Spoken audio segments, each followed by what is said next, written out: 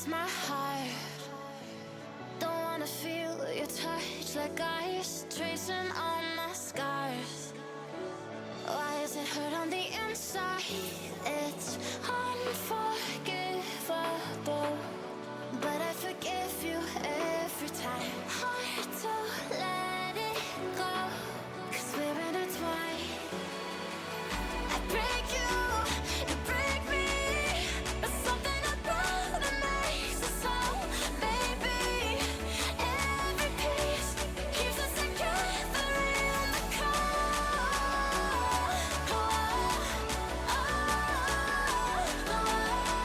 I break you break me. Holding our love in chains of gold.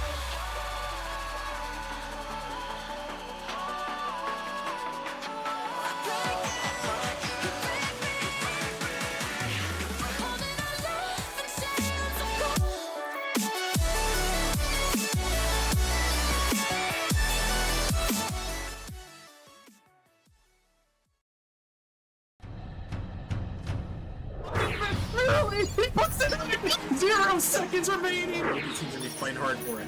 Oh my goodness! Rudy, what is this? Doesn't get the touch he's looking for. Kato has got the try. Oh, he gets the flick and he gets it through. He's gonna get the shot. He's gonna put it in. Back to back. On the backward, can he find the touch? He's gonna put the shot on the net. High off the backboard here. Opportunity. Here comes the shot. Hold on. Surely this kick. Oh my lord. Go with the shot. It's gonna go in. Open on the goal line. He did not nearly over. Sweep. It comes through. The Venom, the improbable, the impossible, the 4-time champions. All right, what is going on, everybody? Welcome back to week number 5 of the Nemesis Gaming League. I'm Rockerman. Happy to be back in the booth here, joined by the one and only Ventus. Ventus, how are you doing tonight? I'm doing so fantastic. I get 2 casts tonight, which is a big plus, and they're both teams and games that I thought were going to be very interesting that I mentioned on the podcast. Shout out podcast. If you guys want to go watch it, there's a YouTube link on the Discord. But I don't know, super excited. But before we get to that, we got to mention some players of the week, from each league. So for week number 4, so it should be super exciting. Oh yeah, we gotta roll through the players of the week, and then we'll get into this banger rival league matchup and a little preview of the rest of the stream. But yeah, let's just dive right into things here and start off with the Titan player of the week. A lot of great contenders. Once again, the Titan League super competitive. A lot of the series went to Game 5. So a couple shout outs to Blue Eat Lakes, Monsters up here, Pizza, Kratos, Denzi, all on the top here, Mogi. But there can only be one winner, and that winner is the one and only Brandon, who went off once again this week. He seems to do it all the time. Ventus 536 score per game, 1.6 goals per game, 1.7 saves, 0.7 assists. So what else do you expect from that man Brandon on Nebula? Yeah, I mean, you tend to notice whenever Nebula, wins both games in their week or has a good week, Brandon's always kind of that rock, and he's always the one who's like standout player. And so I'm not super surprised by it. I know how good Brandon is, but he also, you mentioned Denzi was one of those other players of the week candidates. And, so whenever those three, kind of combine and play really well together, they all stand out really well. So, but Brandon, definitely not super surprised, a very, very good player, and a great candidate for player of the week. Yeah, he's got a lot of them. I think he might be up there with the most players of the week all time in Nemesis history. He's got to be close there. I'll have to fact check that one, but he's definitely close here. Excuse me. But yeah, congratulations to him. And then Ventus, I'll throw it over to you. What can you tell us about the rival league player of the week? Yeah, I mean, we got plenty of great players once again.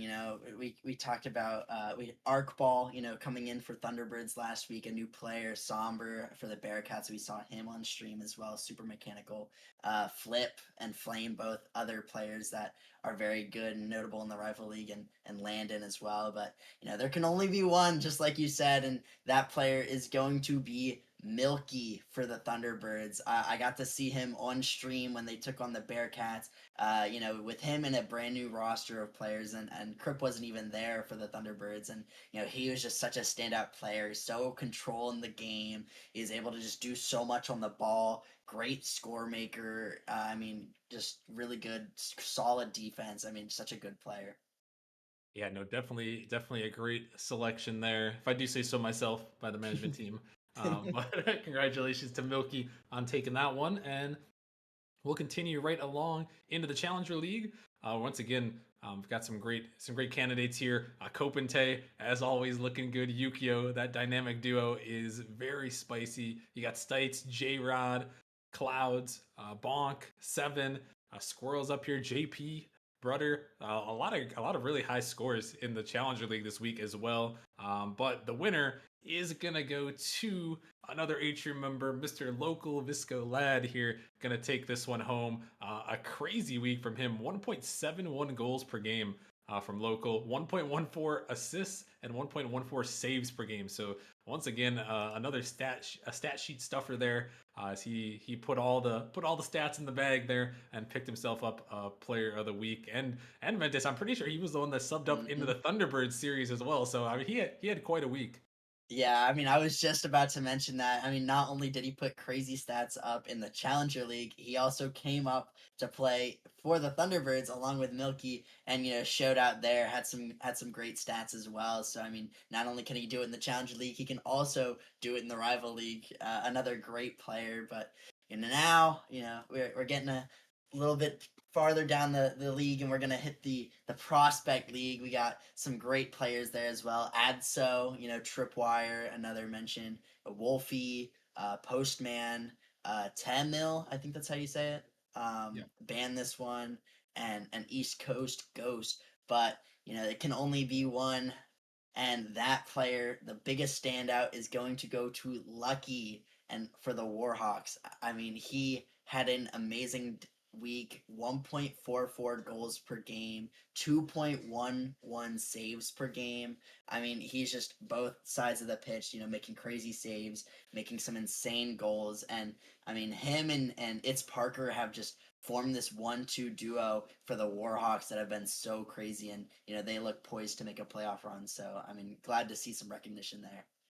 Yeah, definitely. I think that's back-to-back weeks for Mr. Lucky there on the Warhawks, and we'll have to see. Yeah, that is an interesting duo. I get to face off against them this week in the Warhawks with Lucky and Parker, so I'm excited to see them on the pitch and see how things go. I already faced off against Parker when he's on the Melons, but I get to face off against the two-time Player of the Week right there, Lucky. Congratulations to him.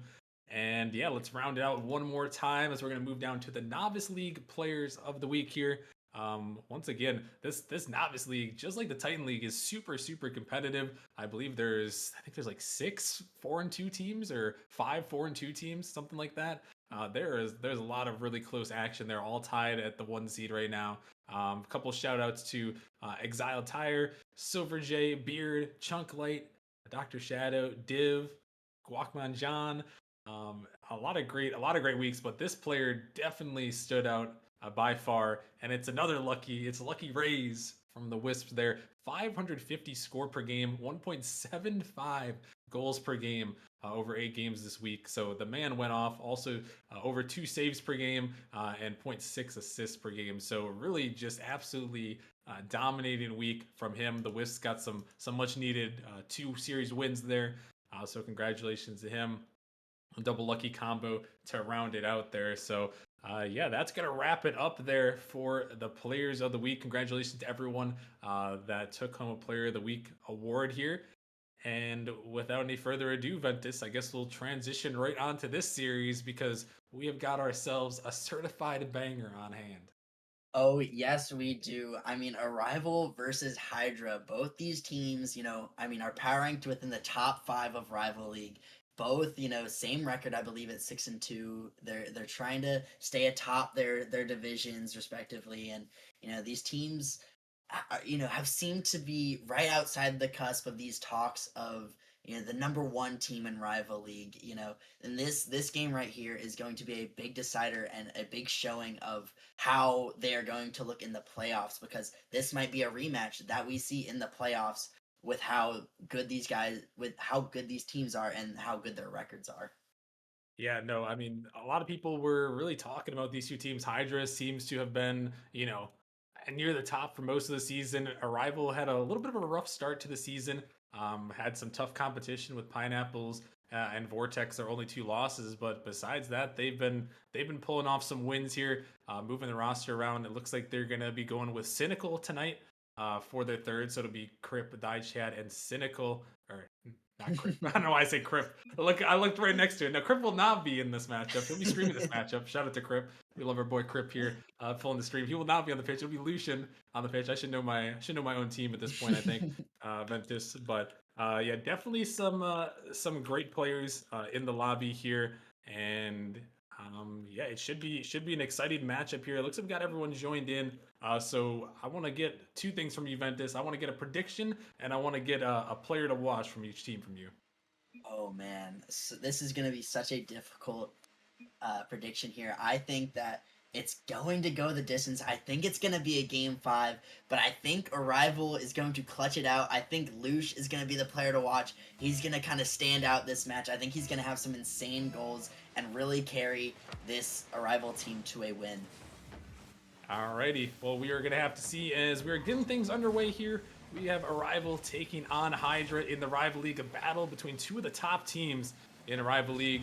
As we mentioned, Arrival is going to be in the blue tonight with Cynical, Lucian, and Chad, and then Hydra in the alternate reds here on the night with Dr. Brown, Oshi, and Saucy here. And I've heard some really good things, Ventus, about this Dr. Brown character, new to Nemesis this season, but he's already made a name for himself here in the first couple weeks. Yeah, he definitely has. And I mean, he's meshed so well with Hydra. I mean, almost all of Hydra kind of not super known players. A lot of people going into the season didn't expect too much from Hydra, but they've continued to put up results, and it's been a lot due to this Dr. Brown fellow. You know, you talked about him being a new rookie, and he has just been so composed under pressure. You know, he must have been playing in other leagues before this one, because he seems to just mesh really well with every player he plays with, and he's been a big reason for this Hydra success. Yeah, he definitely has, and he's certainly my player to watch for on that Hydra end as they're getting a little passing play going here. Shoot it towards the backward Lucian. We force up to make a save, able to get it away. As Dr. Brown again trying to send it in. That one going to go just a little bit wide. Lucian with a big 50. Cynical trying to turn it around, but Saucy is able to get out and get that touch away here. As starting off this game here, still 0-0. Chad looking to take it up, trying to go underneath there. Going to get a 50 as Lucian going to send this one in. Dr. Brown going to get a big clear through. Just Chad back for the moment. That one going to go way up high. Lucian with a great clear, able to get that one away. And Ventus, I'm very curious to see, how this duo between Lucian and Chad is going to go. They were teammates last season in the Rival League. Didn't quite have the ending result that they wanted, but they're back for another run here, and they're definitely a scary duo. As I say that, they're going to throw it off the backboard and put it in. Yeah, and you can see why they're such a scary duo right here. I mean, Lush setting it up to the backboard and gets a demo, and Arrival is very, very good at getting these demo plays and opening up the field of play. Chad's usually the one that I see getting a lot of these demos, but Lush right there getting a great demo on the last man back and leaving it there for Chad. And, there's going to be a lot of these plays where Chad is going to open up the field by getting a bunch of demos, and it's just going to be really difficult for Hydra to recover, and it's going to be really easy to fall into Arrival's trap. But as I say that, Oshi going to put a great shot on net and sneak that one past the defender to even up the scoring. Yeah, Lucian jumped up, and this one just a little bit wide. Chad tried to race back, couldn't quite get to it. And a nice shot from Oshi. Gonna find that nice angle off the corner. Able to put it in and tie things up at one apiece. And Saucy sends this one down. Lucian gonna take a little bit of a touch there. Dr. Brown looking in the midfield, trying to find Oshi again. Cynical can't quite touch Chad. Gonna send it out, gonna pop it up high. Cynical is hunting down Saucy. He's forced the backboard. Gonna make the touch off to the corner. This one pops up high. Lucian trying to come through, putting down in the midfield. Chad faking it by one, looking to turn it around. He's going to pop it up high, going to take it over the top. It's down in the midfield, but Oshi gets back for the save. Oh my goodness. Ventus, how did he get back to that one? I honestly have no clue.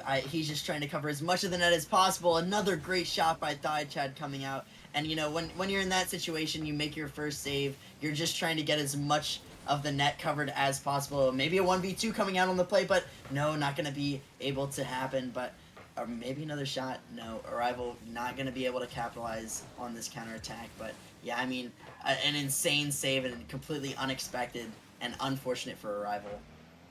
Yeah, that one, a big opportunity, but a huge save going to come through as Deitch had a little bit of fake, and it'll give Lucian an opportunity for a big shot there, but Saucy going to pick that one up.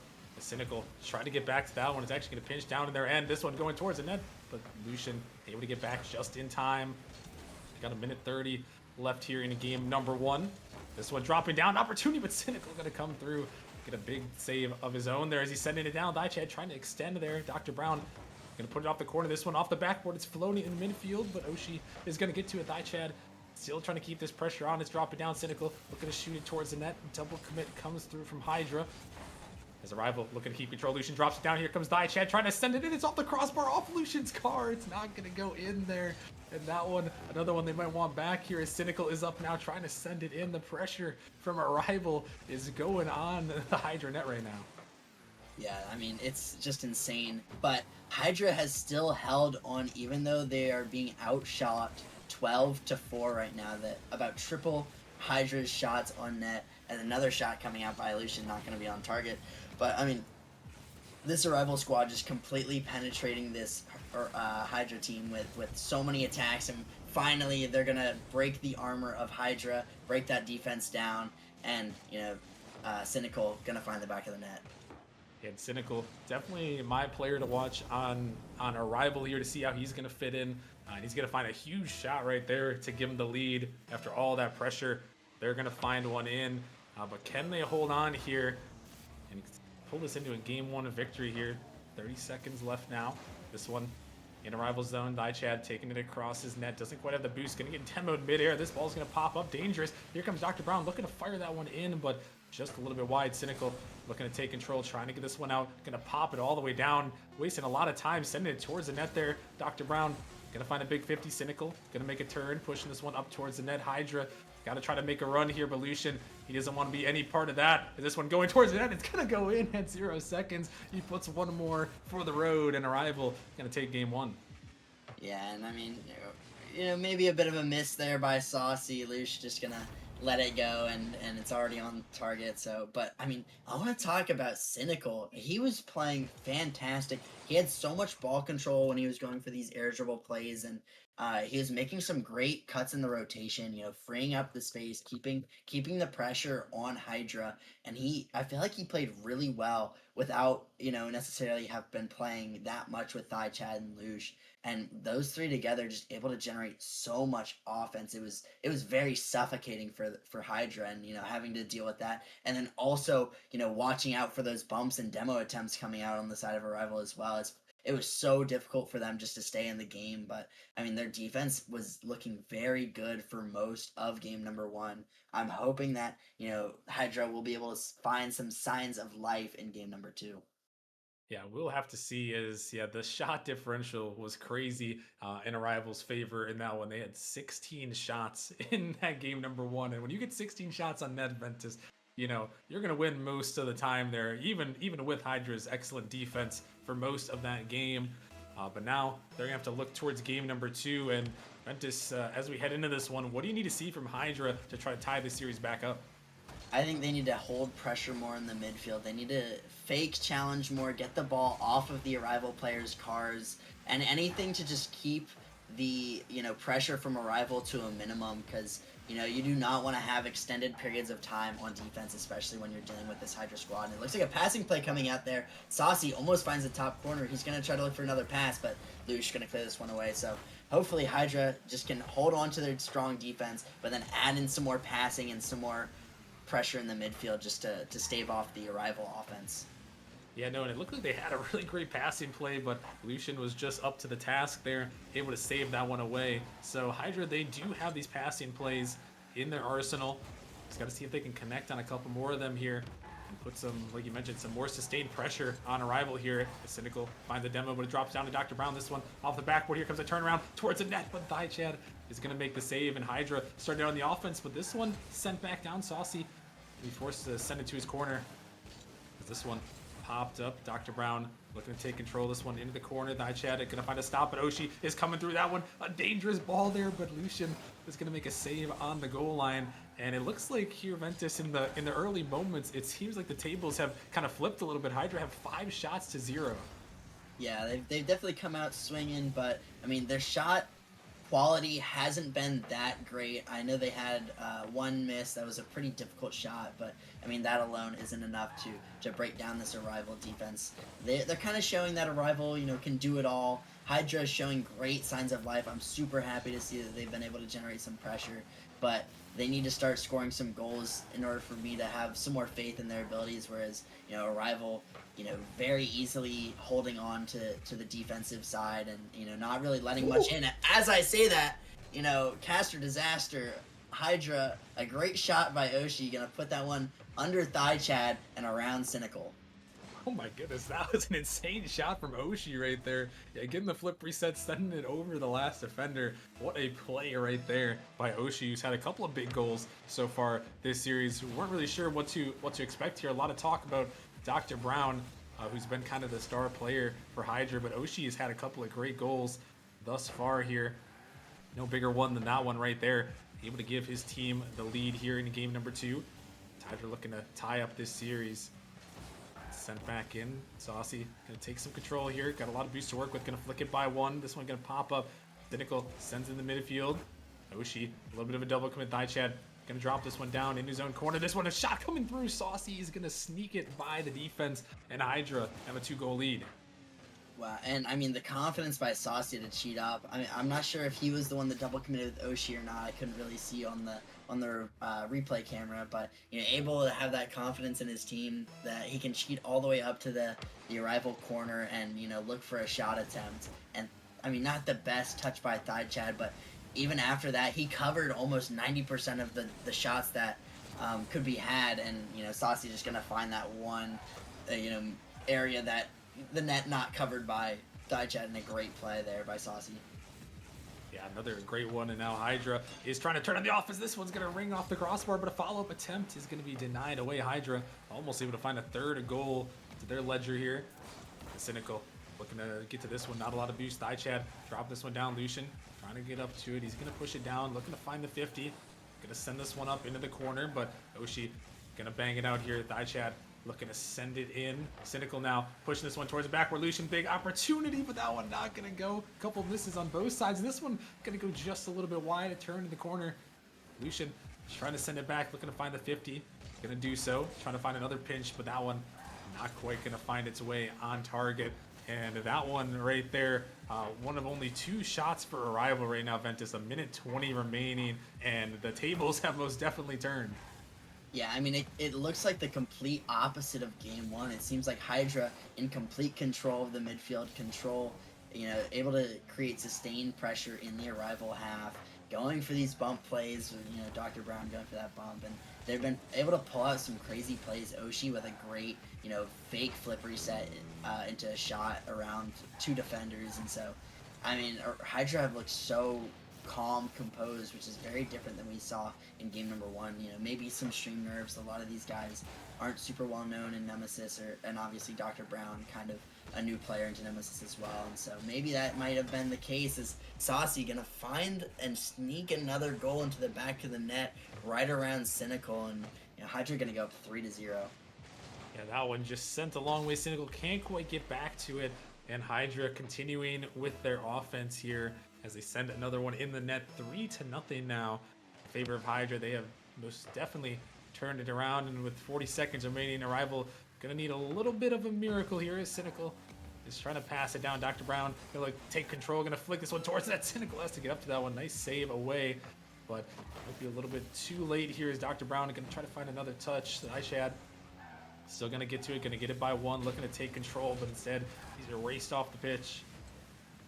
This one can be sent down now. Lucian trying to take it back, gonna give it to Chad. It's trying to get to another one. This one will be taken by Dr. Brown, popped up high. Oshi looking for one more, sending off the backboard. Hydra trying to keep this going here as the time is gonna tick down. And this one once again in the corner looking for maybe one more for the road, but regardless of what happens here at 0 seconds, Ventus, Hydra gonna take the win. A pretty dominating performance in that one. Yeah, I mean, I feel like dominating is an understatement even. I mean, Hydra having 12 shots to Arrival's 2, completely reverse of game 1. They didn't even have to, make any saves on defense, and I mean, Hydra just looked so good. They were controlling the midfield just so well and able to just hold that pressure anytime Arrival was trying to get the ball out of their half. Hydra always had somebody in rotation to either cut and take the ball off the car or contest and get a 50 in the midfield. And the Hydra players were just quick onto the rotation to follow up those loose balls and forcing Arrival to make these awkward touches or awkward saves and just capitalizing and making the most of their chances. So, I mean, some great play out of Hydra. Yeah, no, Hydra definitely turned it around a little bit. They didn't look too bad in game number 1, but turning it around with some big save or with some big offense in game number 2 as opposed to their big saves in that game number 1. And now as we head to this game number 3, a very crucial one here for both teams. Arrival kind of got the first punch, but Hydra able to punch back. And now as we look in this game 3, Ventus, this is the breakaway game here. This one will determine who's going to put themselves on match point. Yeah, definitely. I mean, I never want to go down to match point when I am not in the lead. And I mean, neither does Thigh Chad, apparently. He's going to take that one and put it over the last defender to give the Arrival a 1-goal lead. And, that's something that we haven't really seen is that Arrival pressure and a good flick and a little bit of an early commit as the last defender. But it's hard to make that challenge when you have Lush looking to get a demo and, Cynical as a passing option. You kind of just have to insta-challenge and hope that you can block off the angles that Arrival are looking to capitalize on. But, obviously, Thigh Chad, no slouch to his gameplay, and he's going to put that one in the back of the net. Yeah, nice one from Arrival, able to get an answer after getting shut out in the last game. And Chad, again, they're going to clear that one away. Because, yeah, this one, once again, a very important match. Both these teams, Chad trying to find another flick. As both these teams, they only play once in the regular season as non-conference opponents. So this could be a big one in terms of tiebreakers, potentially, when we get down to the seeding for season 12 here at the very end. So both these teams really want this one as a big demo comes through. Here comes Cynical, looking to bang it in. He does. The High Chad opens up the space, and Cynical sends it home. Yeah, and I mean, that's what I'm used to seeing is Thigh Chad able to get the demo, Luge getting a touch, and, Dr. Brown just not able to read it, and Cynical gonna clean that one up for the open net. And that's exactly what you want to see if you're Arrival. These plays where you're just suffocating them with offense. It seems like, game 1 all over again, Arrival already getting 4 shots in the first minute to Hydra's 1, and another demo by Thigh Chad. I talked about Thigh Chad getting demos in game number 1, and he's definitely heard me at least this game, and he's gotten 2 already. Gonna open the net for Cynical to put second goal home. Yeah, that one, another big shot right there. And yeah, you mentioned Thigh Chad with his demos. I mean, that guy has been putting in a lot of work this season, and it's interesting. It's interesting to note here, Ventus. Arrival kind of went on this run. Thigh Chad has been on vacation before last week. He was gone for 4 straight matches. So Arrival was playing with Maddie, Lucian, and Cynical here. So no captain, no AGM in Thigh Chad, but he really has left what am I looking for? He really hasn't left any doubt that he's a top player in Rival League, and he's kind of picked up right where he left off, and finding those demos, opening up space. It's been really big for this team.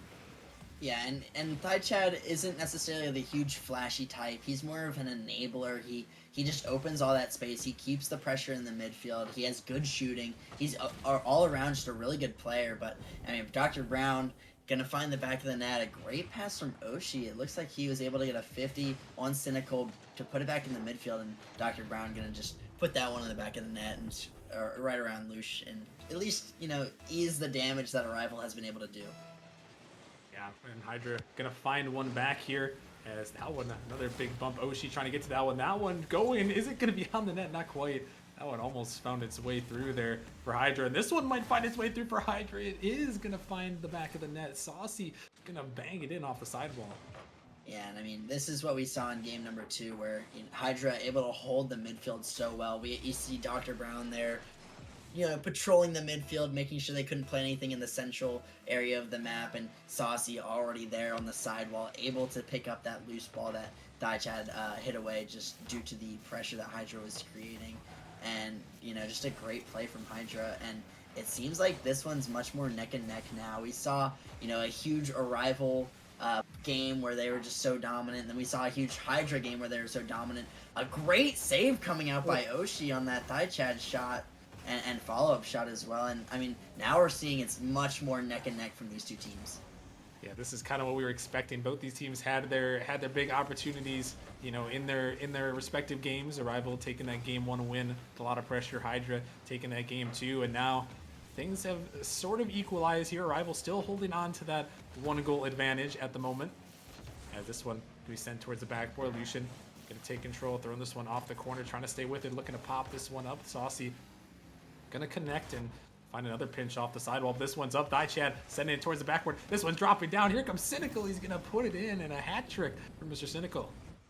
Yeah, he's just been, there sitting in the midfield waiting for these plays to come out, the plays to open up. I know he got 2 goals off Daichad's demos, and now an assist from Daichad to Cynical. These two seeming to click really well. And then you just have Lush. He hasn't been there. He's just been back holding down the defensive fort, and once Lush gets into these plays, Arrival is going to be so dangerous with how well they're clicking. Yeah, they're clicking very well. Really a 3-headed monster at the moment. And this one popped up. Lucian sending out to Cynical, who's trying to find the free flip 50. He's gonna find a touch, but it's still gonna be in Hydra's control for the moment. They gotta try to bring this one back here as they find themselves down by 2. That one an open net opportunity, but not quite able to put it on target. We rushed it just a little bit here. This one floating across the midfield, and Cynical has to make the save. He's also going to pick himself up a Savior medal. This one's still dangerous in midfield. Hydra trying to put on that pressure there, but Arrival going to hold on for the moment here as we're down to a minute remaining here. Ventus, Hydra got to start cooking a little bit on the offensive end. Yeah, they definitely do, and that double commit does not help there. It's going to open up the path. Maybe a Daichad is going to get this double touch on target. Not going to do so, and that's a rough miss, but Hydra going to hold on for just a bit longer. 2 goals is very doable in a game, but they got to start the scoring really soon. Hopefully, Arrival, they're going to hold that pressure in the midfield. Looks like Cynical going to go for a double touch. Not going to be on target, going to be off the crossbar. Lush, a little bit of an early commit, and we'll see if this comes back to haunt Arrival. It is not as Cynical is able to get back just in time for that one, as that was a big opportunity. This one could also be a big opportunity. Here comes Saucy. He's going to fire it, but Cynical, a pre-flip save. Oh my goodness. He's having himself a game here in this game number 3. As this one dropping down in the midfield, getting cleared away. Last opportunity for Hydra. 12 seconds remaining here, trying to fire this one down towards the net. It's dropping down. Cynical, why not pick up a second Savior medal there? As this one popped in the corner, out in the midfield. Daichad going to send it down, and Arrival going to take this game here as Cynical. That one's going to go in, and he's going to break the 1K mark with that last second own goal. Yeah, he just, Dr. Brown just wanted the 1K game to happen. He saw that, Cynical was just on the cusp there, and a huge standout game by Cynical. Rockerman, you talked about Cynical being the one to watch on this Arrival roster, and you can see why right there. 4 goals, 6 saves. Great shooting percentage, 4 for 6. Had some demos thrown in there as well, and he was a big reason that Arrival was able to not only hold off Hydra, but it looks like Arrival won very handedly, where they were much closer in shots, 11 to 10, so much closer on that front, and it was a very close game. But Cynical pulling out all of the stops, all of the crazy saves, the pre-flip save to save it off his own post. He was just absolutely insane. Yeah, he was, and he's actually going to outscore the entire Hydra team combined in that last game there. So that man absolutely went off there, leading his team to a Game 3 victory. And yeah, heading into game number 4, we're going to have to see what they can do. And yeah, Cynical has definitely stepped up there. Hearing a little bit from Arrival, I know that Cynical is mostly a 2s main, and he was really trying to get into the 3s rotation. And clearly Ventus, it looks like he's found a little bit of something in that 3s rotation. He's going to start it out with a big save right there. Yeah, and I think his success is also has a lot to do with Thigh Chat. Just helping, making those passing plays, being that option for a demo, being there to hold the rotation, and just being that all around just solid player. You're kind of like rock player that you need in a team where you have the confidence to go for these shots, to cheat upfield more, and Lush as well. Just he's seeing, oh, Cynical's got this one. I'm just gonna take a back seat and kind of let Cynical do his thing. So they're really letting Cynical stand out and play the way he wants to play, and I think that's been very successful for this Arrival squad so far. Yeah, it is, and yeah, you mentioned it. A lot of times, those first or second men, maybe don't get as much love as you want here with with the demos, the assists there. And Chad, he's definitely one of those guys that can do that. And Cynical able to follow up behind that and put in some big shots and make some big saves in the last game. But now we're into game number 4 here. Hydra need this win to try to send us to a game number 5. Right now, they're going to send it back down. Cynical trying to make this touch. Going to grab it in the corner, looking to find another. Going to pop it by. This one could be dangerous. Almost slotted through, but Lucian was just there in time to get it. As that one, a big opportunity. And Lucian trying to find a demo of his own. But Hydra, a couple of early shots here. Some early presence here in game number 4, Ventus.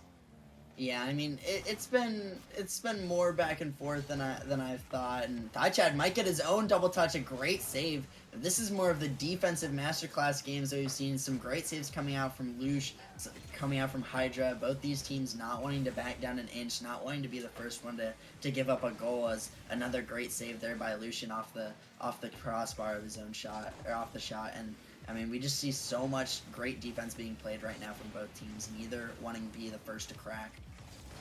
Oh no, and that one is going to be put in by Cynical. Another demo is going to open up some space. I think that was Chad. Yeah, it was. Who else? And Lucian getting a bump of his own.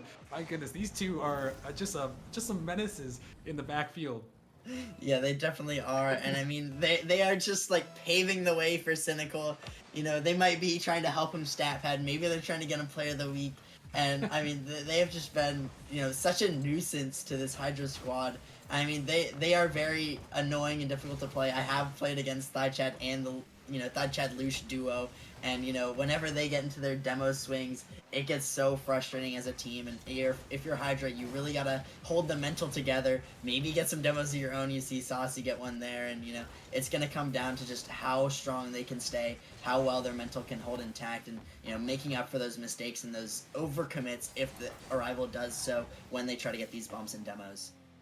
Definitely might be getting in their heads a little bit here with those demos, as now Arrival holding on to this 1-goal lead. Is that one is a big miss? This one just gonna be shot towards the net. Saucy is gonna put it in. A little bit of a miscommunication, it looked like, and Hydra is gonna tie it up. Yeah, it looks like Lush was gonna leave it for Thigh Chad, assuming Lush was just gonna touch it. Looks like maybe a delay in their communication. Maybe Lush, or they comped at the same time, so neither of them went. But either way, a detrimental mistake from Arrival, allowing Hydra to just freely gain their way back into game number 4. Because if you're Arrival, you don't want Hydra to gain any momentum. You don't want to have another game where Hydra is in control. You do not want this to go to game 5 with the momentum in favor of Hydra. You need to, stop the bleeding. You need to stop the scoring. And some misses coming out. Another crazy save. And, I mean, Arrival's going to hang on. Oh my goodness, that one was very dangerous though, and now Hydra has put on the offense. Arrival definitely boost Starb right here. That one, a big miss going to come through. Lucian is going to be able to send it down. Is this one an awkward ball? Oshi, not the touch he was looking for. Still able to get back up to it, but going to allow Arrival to recover as another demo comes through. This one out of the midfield, Saucy. Going to pop it up high. Dr. Brown looking to take this one, trying to find another read off the corner there. Thigh Chad going to connect, going to send it back down. Oshi just going to parry it away to the corner.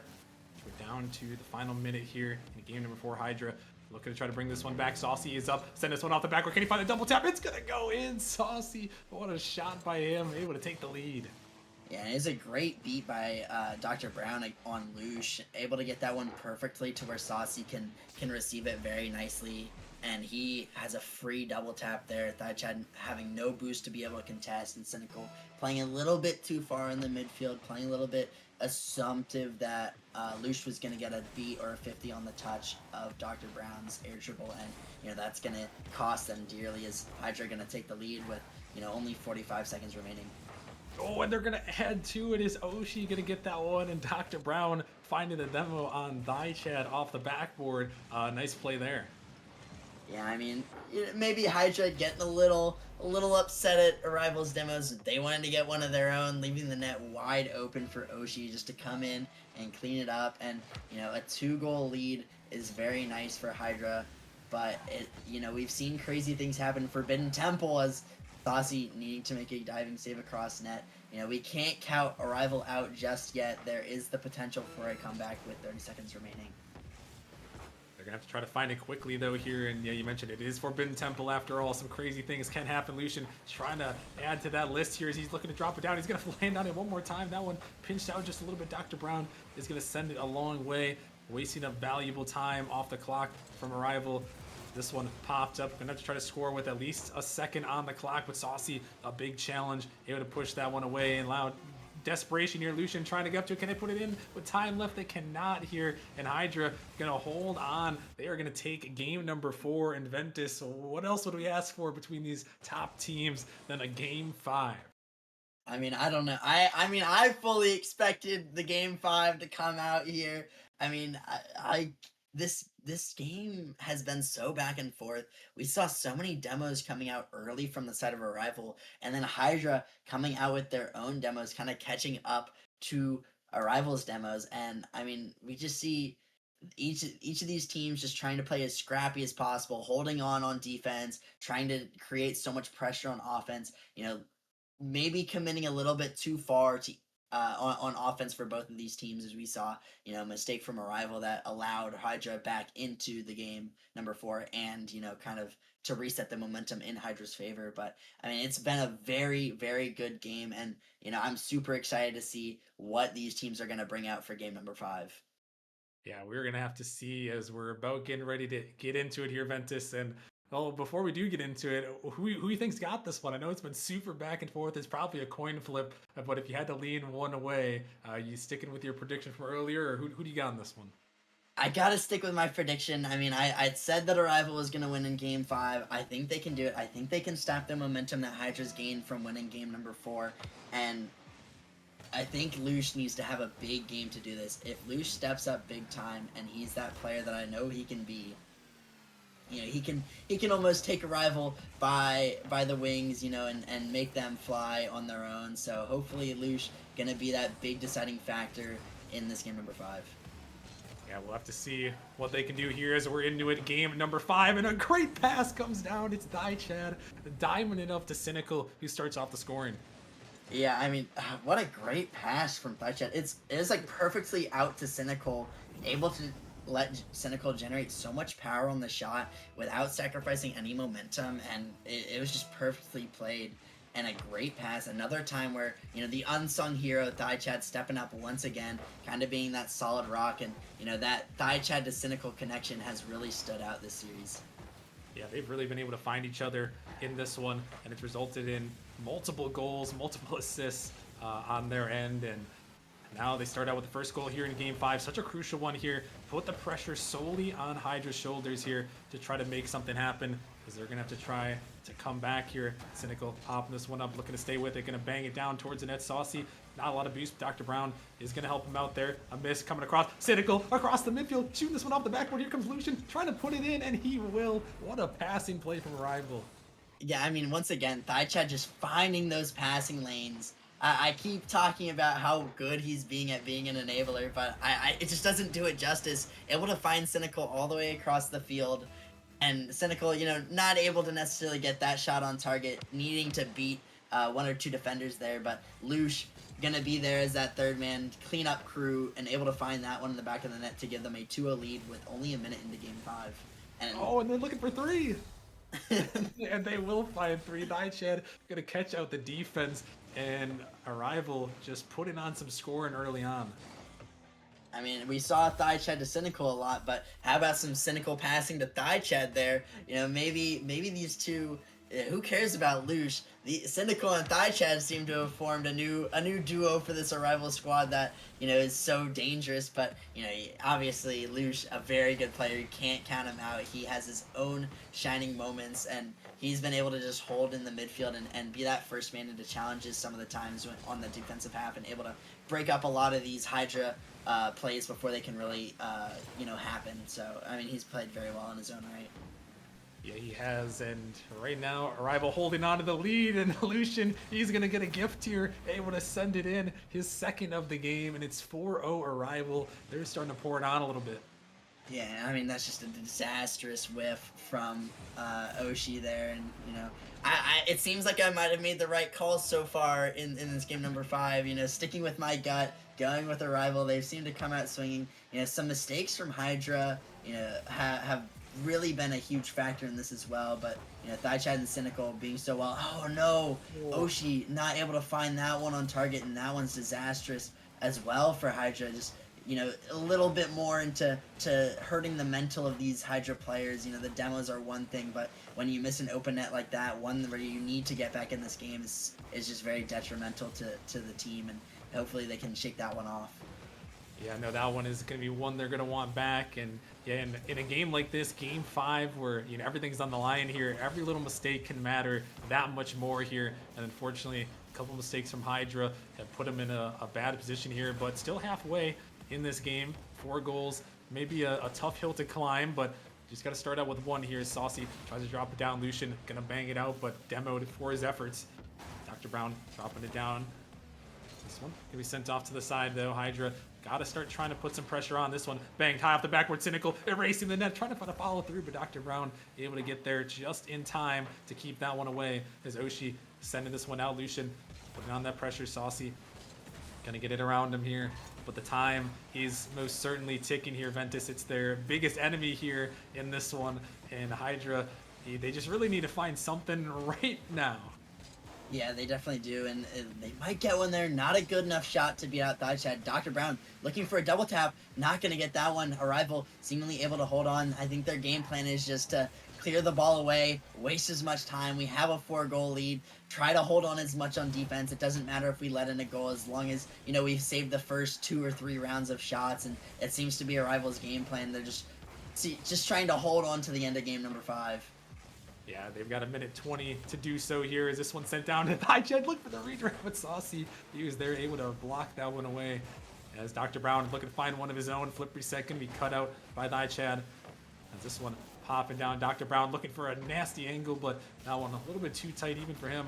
As this one can be sent off the backboard, trying to find anything is Hydra here, but the final 60 seconds and the time once again ticking away. Every second is a second closer to an Arrival win here. This one dropped down. Dr. Brown trying to find it there. It's going to go off the post, though. They can't connect on that one. Another heartbreaker there, Ventus. And it looks like, barring any disastrous outcomes, Arrival is going to be looking to take this game 5. Yeah, they definitely are, and I mean, it'd be a completely different story if that they were able to score that shot or score the open net earlier in the game 5, and now it's just come an easy time waste. Every time Arrival gets a clear into the orange half, it takes another 10 seconds off the clock, and it looks like Lush and Cynical, they decided, maybe we'll play some offense after all. Go to the orange half. Cynical with a great dunk on Oshi, kind of a pre-jump dunk, and then Lush gonna put that around the last 2 defenders, and I don't think that there's any way Hydra could even come back. 5 goals in 20 seconds. They haven't been able to score in game number 5, and Arrival has just been looking so dominant. And I think this series is just over. Yeah, it definitely looks to be that way here, and it should result in that way. Lucian is going to come out with a hat trick. Cynical with a playmaker there, so they're definitely cooking there. Cynical's looking for one more for the road, but a huge win here for Arrival in a tough fought series. Ventus, I mean, 2 of the top teams in Rival, giving us a show here, and Arrival going to be the ones taking that big win, looking to fight for that number 1 seed.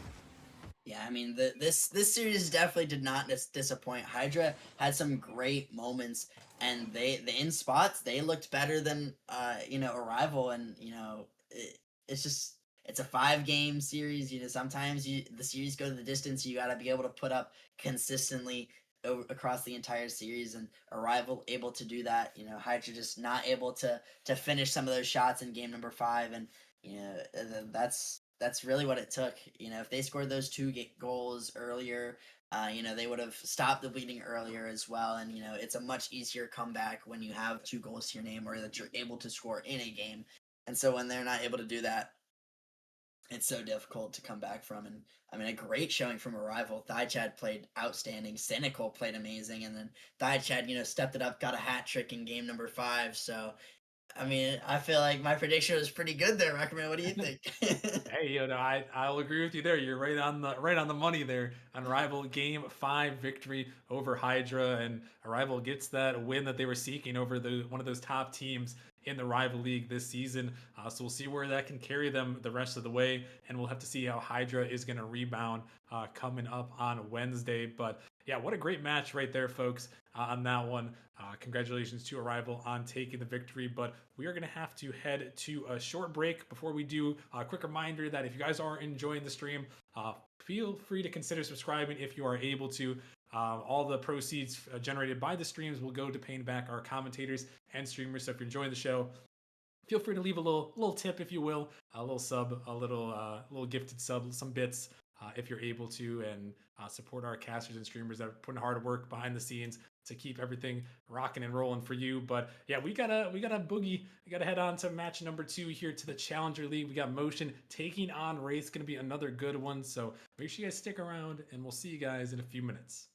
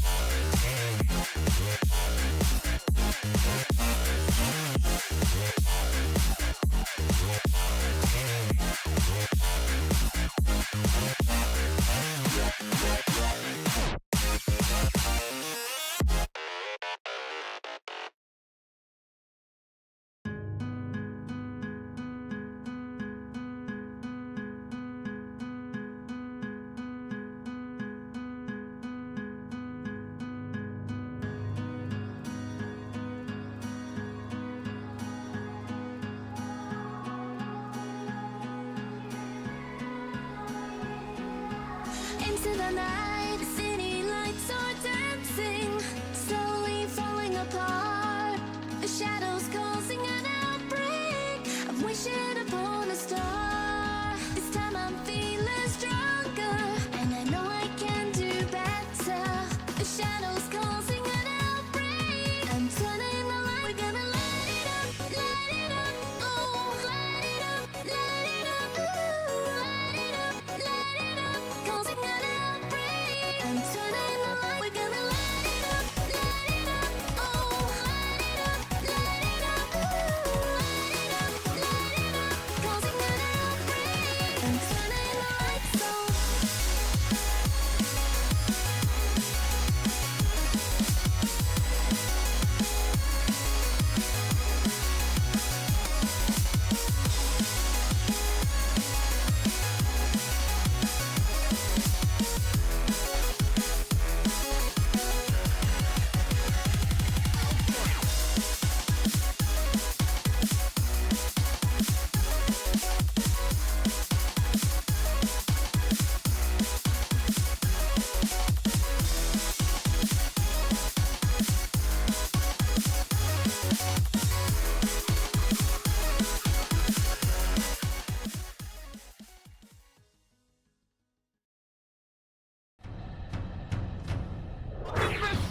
He puts it in! 0 seconds remaining! Maybe teams gonna be playing hard for it.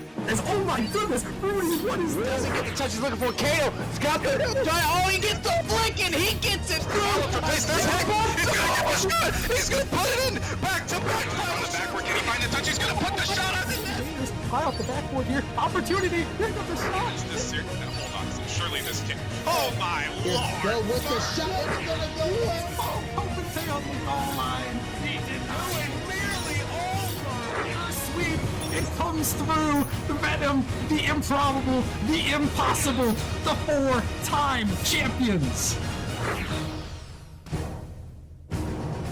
Hey, what's going on, guys? Welcome back to the Nemesis Gaming League. I'm your very, very bestest friend, Gallium, and I'm here with the absolute legend, Chunklate. How you doing? I'm doing great on this fine Monday evening or night, depending on where you live. But Yeah, we got some West Coast people, I'm sure. You know? yeah, But Chunklate, we're gonna get this game kind of started a little quick because we are a little behind schedule. So, but before we get it started, I just want to thank Quackbot for coming back for 13 whole months. That's a lot of months. yeah, a little over a year.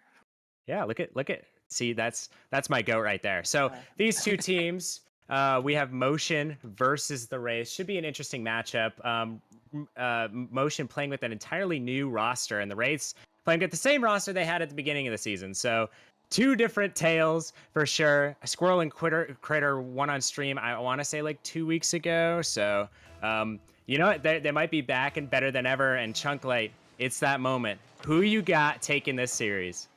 I think I've got to go with this team Squirrel, Critter, and Clouds. I've heard rumors that they've wanted to team up all season long, so I feel like the vibes are impeccable for them, and I think they're going to get off to a hot start and just take the momentum 3-0. You know what? I don't hate that. That's also my prediction. Put my channel points on them. If you guys want to put your channel points on the Raids, that'd be greatly appreciated. As well. Second, TTV Mercioso. It's going to get his first goal of the game. Yeah, Critter just kind of popped it up for him, and Squirrel missed it off the backboard. Critter nearly got back to it as well. Just a unfortunate series of whiffs that happened to start the series for Motion. Wow. That, you know what? Not the best start, but stream nerfs definitely a factor for sure. As I just want to take a second to talk about this Motion team. You mentioned it. Squirrel and Critter came over to Motion in a package deal. And when you get these two absolute legends together with the best player in Challenger, it's sure to be a very successful roster. As wait a second, Squirrel getting the pass from Critter, unfortunately not able to get anything going from that. Bonks sending it down. Squirrel's gonna have to be there to retrieve it. Bonks now off the backboard. He's gonna send it out. Oh my goodness, what a save by Clouds. An insane defensive performance so far. Smith's getting there, and it seems like the Rays are kind of putting on the pressure right now, Chunk.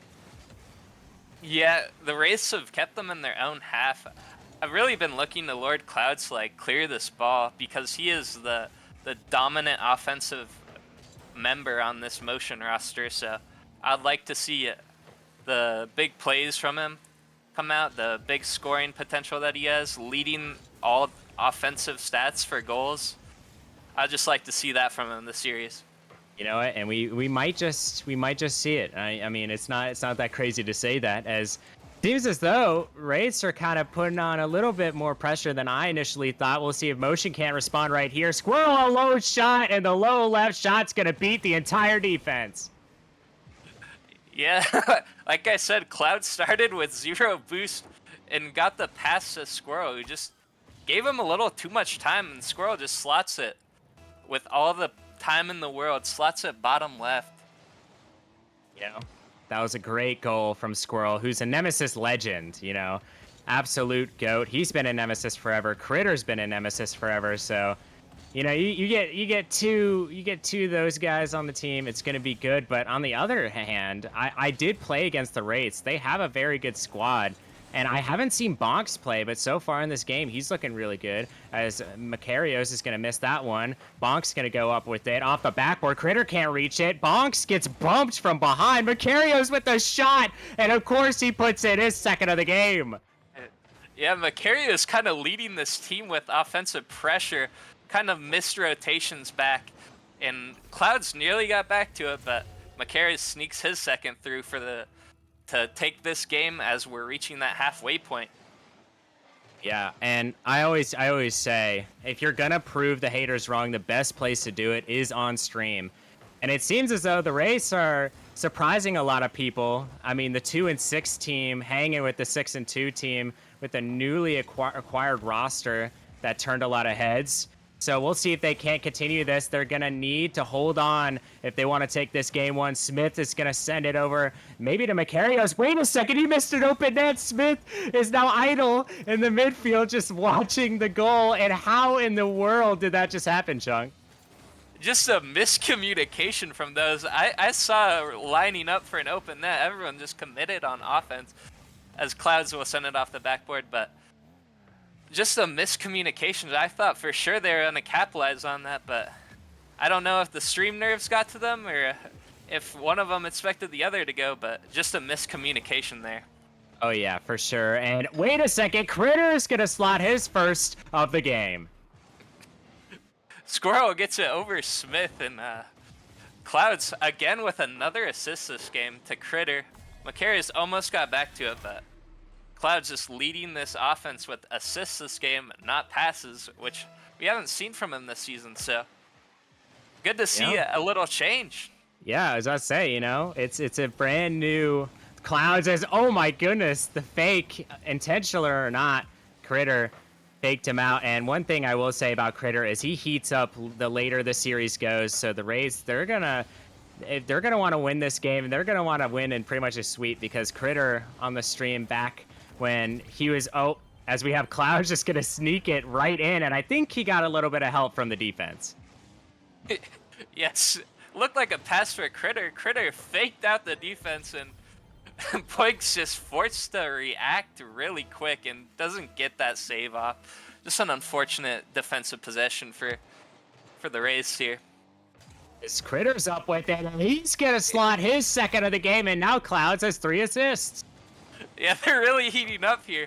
You surely need to stop this scoring potential from this team, as they've just kept the pressure on and on now. You know, and a good offense is a good defense. I mean, if the opponent can't get into your end, they can't score chunk late. I mean, it's just a common state of Rocket League. Yeah, just kind of fluid game from them. They haven't really let shots come out as Caster Curse comes out and they get a shot on target, but it was cleared away easily. Yeah, it's okay, Chuck Light. I don't want we to still curse love this you. team too hard.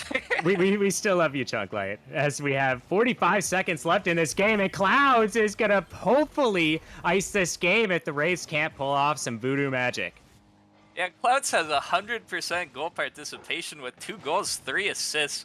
Just been the catalyst to this motion team that we've seen all season from him. Yeah, he is exceptional, and if you have him on your fantasy team, you're doing very well for yourself. As Bonks is gonna put it off the crossbar there. Cloud's gonna miss his touch. Now Squirrel there to recover it. 30 seconds left in this game. Clouds unfortunately cannot get the 50. Now Critter has to race for it. He's gonna take a touch. Now Smith gonna bang it towards the net, but Squirrel another save, this time on 0 boost. But wait a second, Makios accidentally just passed it out mid. Critter is gonna send it off the ceiling. Squirrel to Clouds. Oh my goodness, that would have been an insane highlight reel play. But fortunately for the race, they didn't make contact. Critter trying to go for an insane angle, and all right, Squirrel, that was just mean. That was just mean. Yeah, insane angle crossfire down with 0 seconds left. A nasty pass. It didn't look like he got a touch, but he did. As this team came alive after starting kind of quiet on the offense. Just a really solid game to finish it off. Yeah, I honestly very confused because the Rays just looked so dominant early on, but they just absolutely disappeared. Motion just took control of the midfield. They're like, all right, enough fun and games. We're going to really get into it. And it seems as though Clouds being the catalyst for this offense, as you mentioned, he almost had 100% goal participation. He had 2 goals, 3 assists, and they had 6 goals. So there's only 1 goal he wasn't a part of, which is a pretty good stat, especially considering a high octane game like that. But Chunklight, I gotta ask for your opinion here. What do you think the Rays have to do to get back in this one? I think they did a good job, like I said, stopping the catalysts early on. With stopping Clouds, he didn't look like he was getting too much pressure, but the later that game went on, the more and more he became active in that offense, and it allowed 6 goals. As Clouds is gonna get a nasty goal. That is disgusting by Clouds. I would say he's the most mechanical player in Shally. What would you say, Galio? I just threw up in my mouth. That is actually gross. That is actually gross. I think I need to take a trip to the doctor. That was probably the most peak shot I've seen in a while hit on stream, and you could just see this Motion team exudes confidence right now. As Squirrel gonna exude so much confidence, he decides not to hit the ball there. Smith off the backboard, gonna give it down to Critter. Critter can't find the touch, and Makarios down the other end. Cloud gonna take 1 touch, gonna try to get it across, and he does. Squirrel gonna miss his touch, and now Smith with a free shot. Can it by the back of the net? Yes, it can, and the Rays have life. It's good to see the Rays respond here. Just a missed pass opportunity, and Smith reads the missed pass and just puts in an easy goal to give them a little momentum here and kind of look to take game 2 so that it's not a sweep like we predicted. You know, they just hate us, Chunklight. That's what it is. They heard the prediction. They're like, you know, we gotta at least make it like 3-1. So, you know, it's looking good for the Rays. That goal was massive, especially with all the momentum against them. I mean, they just lost 6-2, and then Clouds comes out and hits an insane shot. I mean, the mental was probably just down in the dumps, but now that you have this goal, it's all tied up now, and the game is anyone's to take, as Bonks is going to try to get a touch here. Beautiful touch pass to defender. Clouds up to Critter. Critter, a low Sal Chally player, but he sure as heck does not play like one. Smith going to get a 50 with Squirrel. Squirrel cannot find another touch, and he's going to leave it for his buddy Critter. Critter going to try to get a second touch, but he has no boost. Makarios gonna get up once, off the backboard. Smith can't find a Bonks with a shot. It's too low, and Squirrel's gonna deflect it away. Makarios above 1. Wait, that just might go in. Bonks is gonna finish it. Now the Rays are up by 1. Big score by this. This is, I believe, their first lead here. As Makarios, big dunk, and Bonks able to finish it. A lot of faith in your teammate just to be in your half and be in the opposing half and put in an easy goal. Yeah, I think it also says something about this Rays team that they haven't made any roster changes this entire season. I think that just says a lot about how much faith that they have in each other, regardless of their record. I mean, I feel like there's just a lot of unfortunate situations that happen, and if you can get better as a team, that is ideal, especially playing with a team this entire season. So if they get a win here, they can easily turn the season around, as Macario is going to go for an insane shot. Smith going to send it low. A little under 3 minutes to go. Squirrel gonna get a nice 50. Now it's floating up high. Critter sends it off the backboard. No one there to meet it except for Clouds, who's gonna get a nice 50. Squirrel over to Critter potentially, but Macario is gonna pre-flip it. Clouds off the backboard. Bonks is going to be there to corral that one. He has 0 boost. He's just trying to wall dash, do whatever he can. A nice flick above Clouds. And now Bonks with the 100 boost. He's going to try to get a 50. Unfortunately, Macario's up to Bonks. He's already there. Oh my goodness. That was a high confidence play from this race squad here, Chunk. Yeah, 100%. They are getting a lot of pressure. The greatest way to really not get scored on is just to have immense pressure that we saw from Motion in game 1, and now the Wraiths have it in the latter half of this game too. Just It's impressive. insane.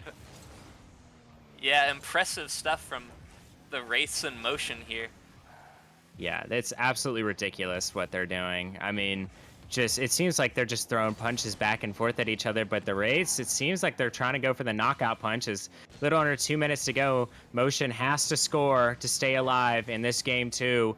The ball is popped up. Bonks is already up. Squirrel gonna hit it down. It's gonna bounce, and now it's a foot race to the ball. Clouds is gonna be up with it. Can he get another? Of course he does. Smith gonna be there to block him. The captain doing captain things there. Smith with 0 boost. Can't find it. Bonks, a beautiful touch, and now Smith is going to be there to watch Squirrel take it up, and Squirrel's just going to slide on his hood a little bit. Macarios tries to take it past the entire defense, but nice defense there. Clouds now with a touch off the backboard. It goes. Squirrel going to get a nice bang, and now it's up to this Motion squad to get in the race end and try to attempt a goal. Do you think it's going to happen here, Chunk?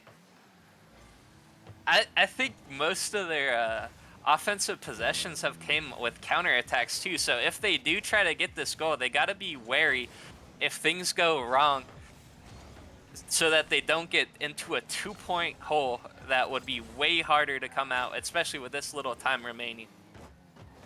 Yeah, I totally, as we have a little under 45 seconds left. Not a whole lot of time, especially in Rocket League terms, as Cloud's going to get bumped, and now Smith with a free shot. It's going to go off the crossbar, but wait a second. Now Clouds with a full tank of boost and maybe a dream. Cloud's going to take it across the field. It gets past 2. Can't get past a third. Critter trying to get up there, and he does. He beats out a defender. Now Bonks has to take control of this ball. Smartly keeps it in front of his car. A nice 50. Now Macarios seems like the goal scorer for this Rays squad. He's just going to watch Squirrel take it up the wall. Smith's going to get faked out by Squirrel, and now Bonks up with it. He gets it hit past him now. Clouds versus Macarios. Macarios there, but Clouds, he can't hit the double tap. Critter off the backboard. Macarios, he's going to be there. He's going to put it to the ground, and the Wraiths take a game to even the series.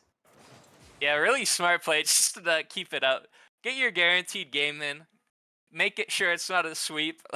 Make sure the casters are both wrong with their predictions. But Clouds got that early insane goal, but other than that, they had no pressure at all, as Clouds the only one with shots with 3, and both Squirrel and Critter with a donut. So I'd like to see them also get involved like they did in game 1. Yeah, that would be incredible. We saw that game 1. I mean, it just looked like they were flying all over the pitch. It seemed like everyone just knew their roles, knew what they were doing. But as soon as the race started feeling confident and getting in the offensive zone and applying that pressure, it just all dissipated for this Motion squad. So going into this game 3, all right, you gotta focus on the simple things. You can't overcomplicate anything. I know Clouds is going for all these flashy plays, but the most flashy play that you can do that is really successful is just a simple 50. 50s are very deadly, especially as a first man, and I hope to see a little bit more from this Motion squad as we get this game underway. And, you know, I'm curious, Chunk, you seem to be a little bit of a prophet when it comes to this. Who do you think's taking this game 3? I think based off the first couple of seconds we've seen that this Motion team has a lot more pressure, a lot more involvement. They just got to be careful they don't get those counterattacks that happened in game 1. Yes. Whoa. Oh, this goes to the back of the net there. Just want to give a quick shout out to Jarhead for subscribing for 34 months. That's a lot of months. I don't know how many years that is wait a second, it's off the crossbar. Clouds doesn't have boost. Squirrel off the backboard, he can't get it. Critter now to the side. Bonks with a full tank of boost, can't get it past Clouds, and seems like this Wraiths team is threatening once again. Off the backboard it goes. Macarios gets one. He's gonna try to find a second touch, maybe a shot. He fakes out Critter. Smith with the shot himself, and the captain capitalizes. Yeah, just a whole lot of, not a lot of boost, whole lot of nothing on the side as the big fake comes out. Intentional or not, it worked as Smith fires one into the back of the net to take an early lead and prove me wrong again. I mean, this would be something if the Rays could pull off this victory. And I know I said it early on in this series, but I think the best way to prove the doubters wrong is to get a big win on stream. I think that's how everything really starts, as Critter gonna attempt to take a shot, but wait, an own goal is gonna be detrimental to this Rays squad who desperately needed to keep the ball out of the net. Yeah, that is very disheartening, especially if you're on this Wraith side, knowing that you've played phenomenal Rocket League, but you just kind of make one missed touch and it'll equal the game out for them. And really could give this Motion team a lot of momentum that they were kind of missing the last couple minutes, as Bonks will put in one, as they will take the lead again, just proving me wrong time after time. Wow. I mean, Critter just passed the ball right down to Bonks, and they're going own goal for own goal, even though that technically wasn't an own goal. You know, Critter just giving Bonks a little bit of a path to the net, you could say, as now Motion is in a hole yet again, but this time I don't think they're going to get help from this Race squad to put it in the back of the net, as Cloud's going to be there to retrieve it. Squirrel gets up there. Oh my goodness, he has a bit of boost, but Macarios, great defense. He's been stellar on the defensive end this entire series. Critter pops it high. Now Clouds with a full tank of boost. He's going to get one, maybe pop it down to a teammate. Critter sends it back the other way, but there's no one going to be back, as, oh, Clouds just barely makes it back. Critter can't find the touch. Smith, a double attempt coming out from him. He almost peaked right there. And with a little under 3 minutes to go, the Wraiths are still applying so much pressure. I mean, they have 7 shots to Motion's 1. Yeah, Clouds has been quiet again this game. They need that leader to step up, make these either passes or goals that we saw in game 1, scoring 6, and we haven't seen any in the past 2, really, with their goal in this game coming from an own goal. You know, you hate to see it, but you know it happens in Rock. I mean, especially on stream. Yeah, I've owned gold quite a bit in my heyday, which is right now. I don't know why I said that. Macario is gonna set it down off the backboard. It goes. Smith is gonna be up with it. He doesn't have enough boost, but oh my goodness, what a challenge there! Very ballsy challenge, but. You know, this Race team, they're playing like they have nothing to lose, and they sure don't, as Squirrel gets off the backboard. Smith down to Bonks, who just now gets boost. He's going to have to corral this ball. He's going to try to beat the last defender, Critter. An excellent defensive play. Squirrel now back to Macarios. Macarios going to pop it high. Critter's going to get on the ball, but it's going to be popped in front of the net. Now Squirrel to Clouds to maybe the sidewall instead of the net. You know, you got to pass it to your boy Critter. Macarios off the backboard. He's going to get a touch. Cloud's going to try to meet him there, and he does. A demo coming out. Smith is going to try to be there. Macarios going to try to corral this ball as well as the boost. Bonks with 0 boost, and we are under a minute and a half remaining. Motion in the same spot they were in game 2. They need a goal to send this to overtime. And my question to you, Chunk, is what are you seeing from this Race squad that's just so impressive so far?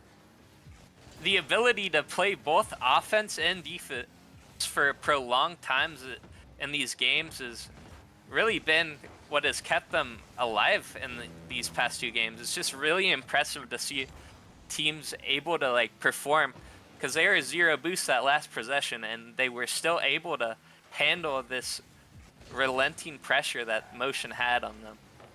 Yeah, 100%, as Critter is going to take another touch. He has 0 boost. Squirrel going to be there to meet him, and that is an insane shot from Squirrel. A much needed goal to equalize this series. Another insane shot. At the end of the day, they are all worth the same, but they are going for some insane shots that this Race team is just not expecting.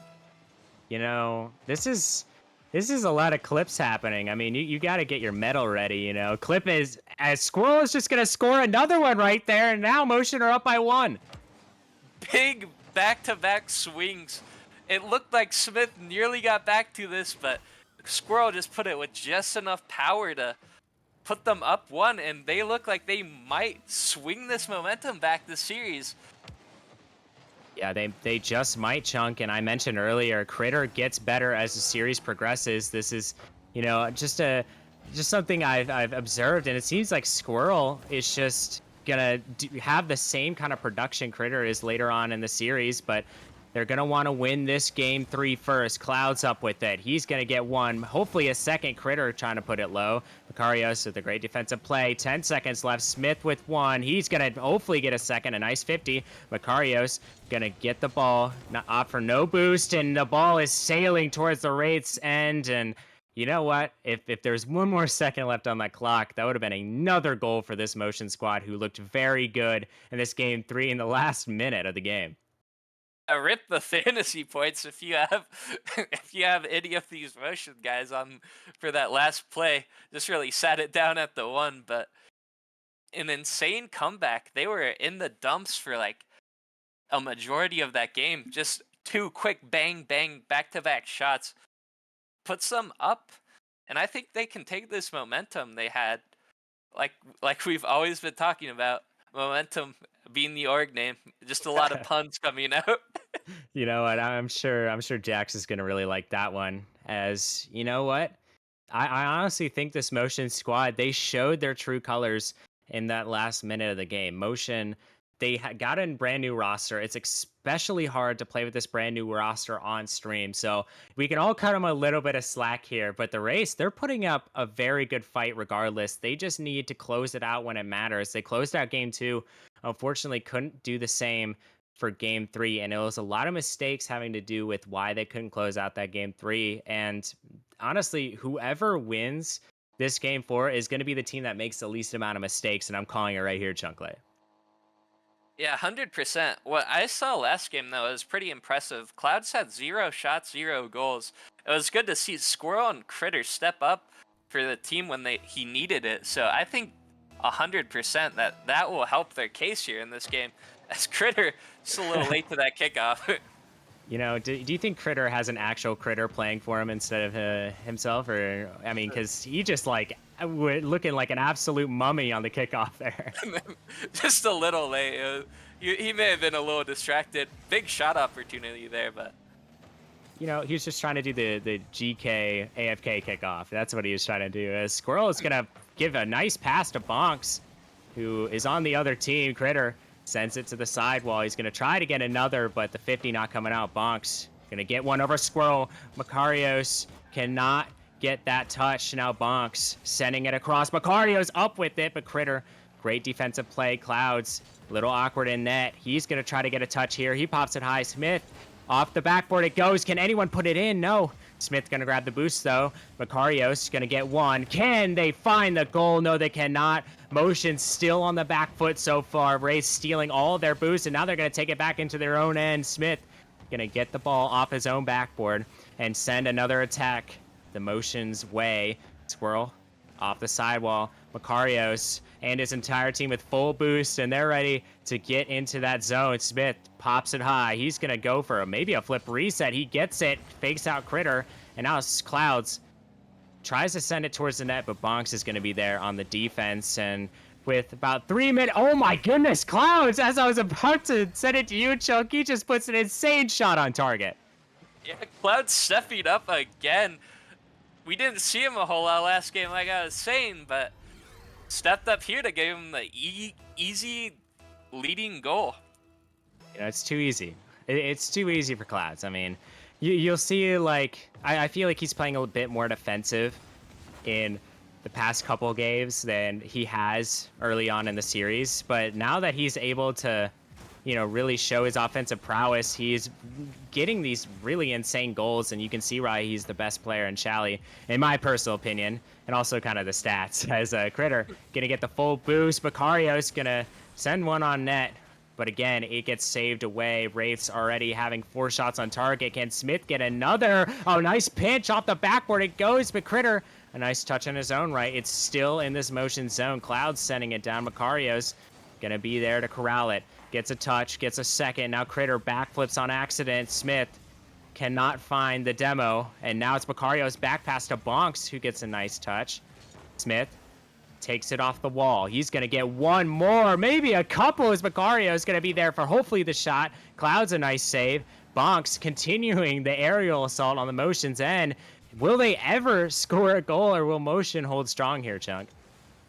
I've liked the mechanical plays that they've shown. Cloud's mechanical on his own, but Smith and Macario's also pulling out some nice mechanics as they have an opportunity here, Gallium. You know what? I think they 100% do. And if you keep generating chances like this, eventually a ball is going to sail into the back of the net as, whoa, an insane pinch coming out. Squirrel cannot read this, and I don't think anyone could have read that one. Clouds going to take the boost. Now Critter back to defend. Clouds going to send this one off his own backboard. Smith with the 50. He gets a successful 50 now. Macarios in their zone. The ball is popped high. Box sending it across. Macarios there.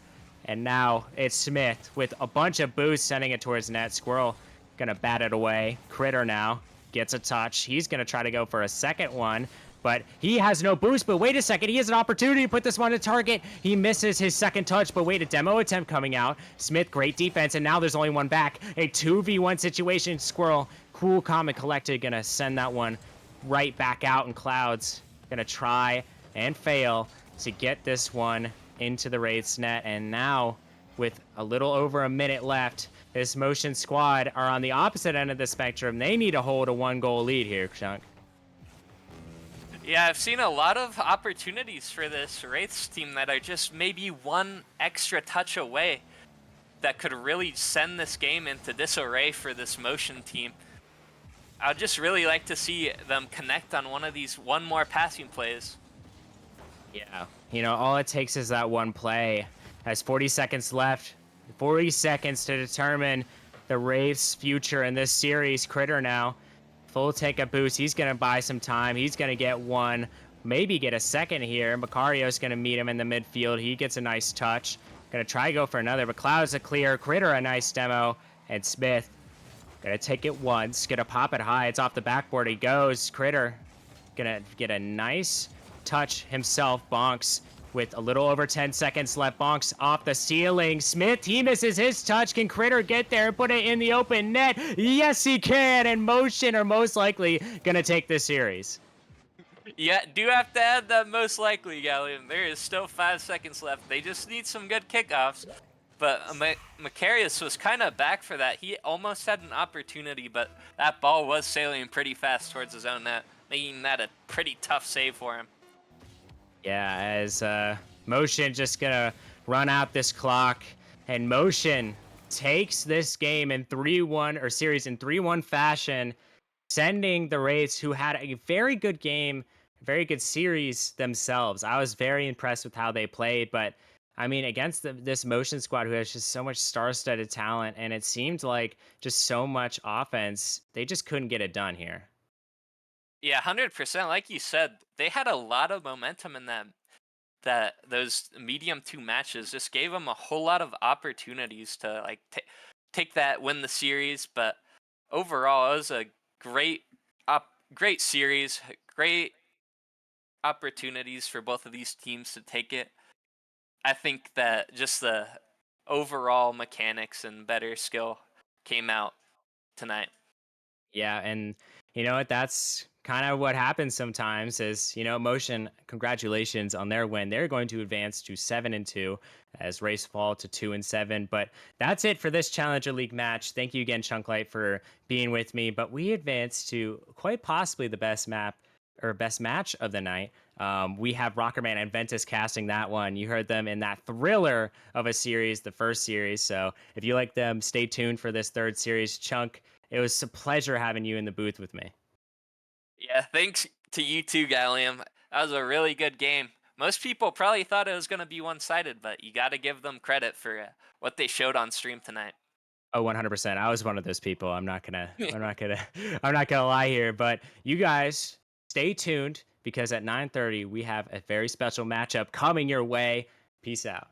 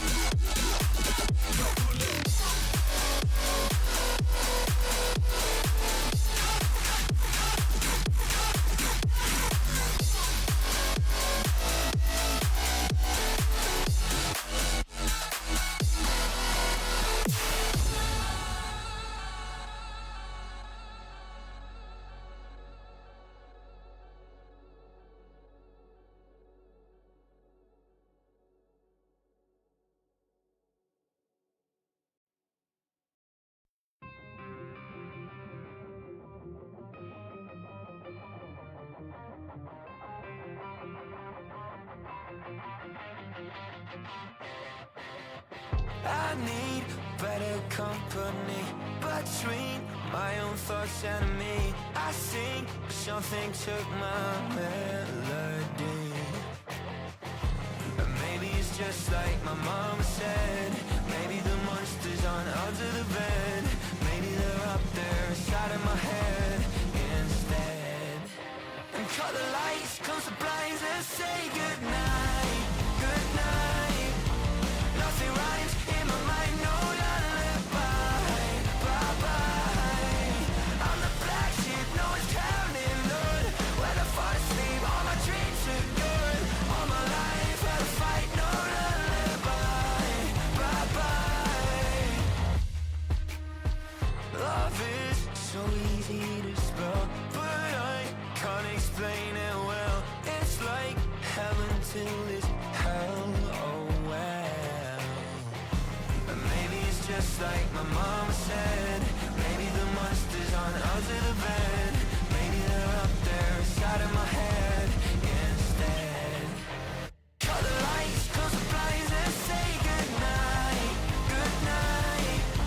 Nothing rhymes in my mind, no lullaby, bye-bye.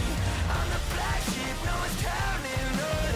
When I fall asleep, all my dreams are good. All my life, I fight, no lullaby, bye-bye.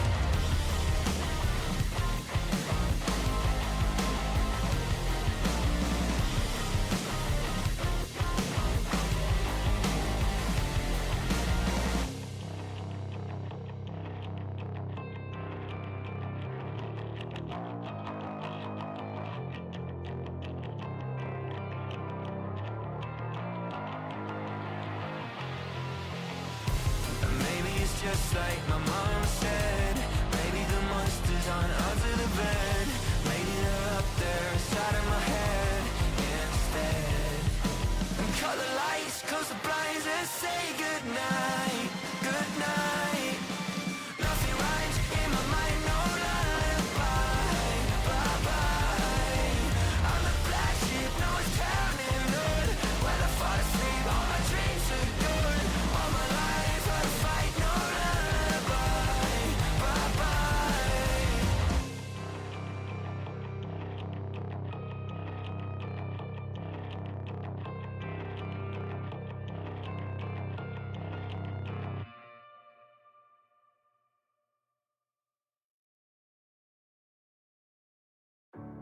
Breathing underwater. Can't let you go now. Making it so hard. You got to know now. Ooh, taking it too far. Nothing to hold now. I'm falling apart. Out in the cold now. Breathing underwater.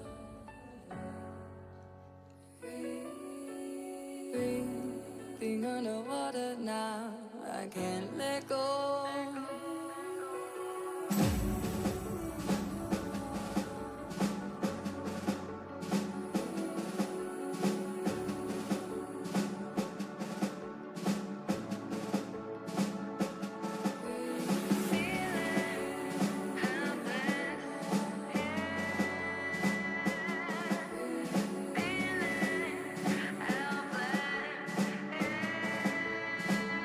Underwater.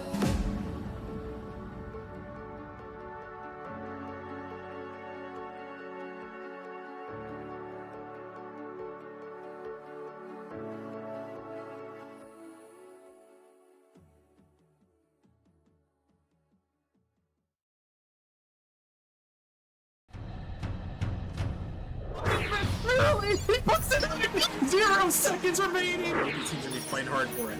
Oh my goodness, Rudy, what is this? Doesn't get the touch he's looking for. Kato, Scott, oh, he gets the flick and he gets it through. Place there's Heck. He's gonna get the shot. He's gonna put it in. Back to back. On the backward. Can he find the touch? He's gonna put the shot on the net. There's high off the backboard here. Opportunity. Here comes the shot. Is this serious? Now, hold on. Surely this can. Oh my It's lord. go with the shot. It's gonna go in. Oh, open tail the goal line. He did Going merely over. your sweep.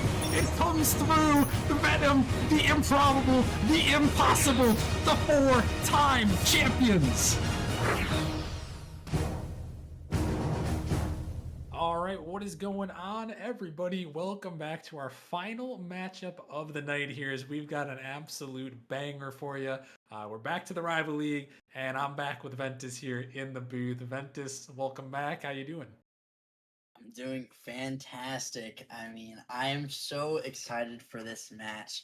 It's a very interesting match that we have here. We have Blaze taking on Vortex. Vortex, currently sitting at that 7-1. But the big thing is that they traded away Sanzo and Kisby, their second and third man, to Blaze. And so it's going to be such an interesting dynamic to see how Blaze play with their new roster, how Vortex plays with their new roster. It should be a very interesting matchup.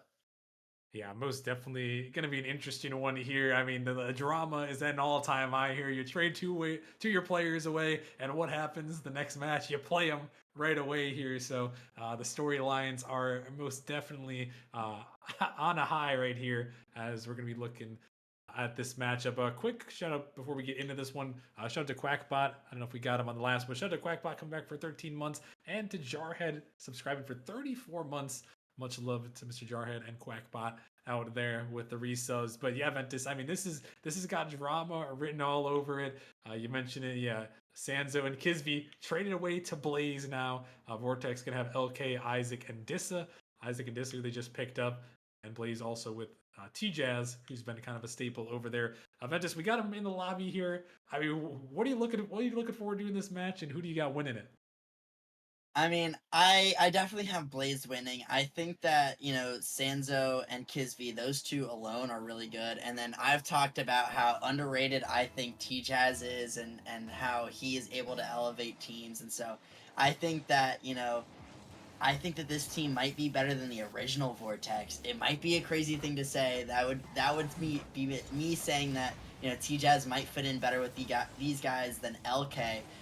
But I mean, LK obviously making the decision to trade them away. He has faith in Isaac and he has faith in Dissa. But LK actually gonna find a little bit of an open net there, just off of a long ball. Looks like maybe a missed rotation, maybe a little working the kinks out of the Blaze rotation. Yeah, and LK gonna snipe it away there. The GM trying to, Ventus, like you mentioned, he's trying to prove that his trade was the right one, that he made a good move there. He got quite a few picks back for trading away Sanzo and Kisby, and he's got something most definitely out of anyone on that team. He's got the most to prove, I would say, as he's gonna fire another one in the back of the net. Yeah, definitely. It seems like maybe he might have been hearing me talk about how much I value T-Jazz, and he was like, this dude's not better than me. I'm gonna put two goals really quickly in the back of the net. LK seems locked in. He seems ready to go. Hopefully, they'll be able to carry it throughout the rest of the series.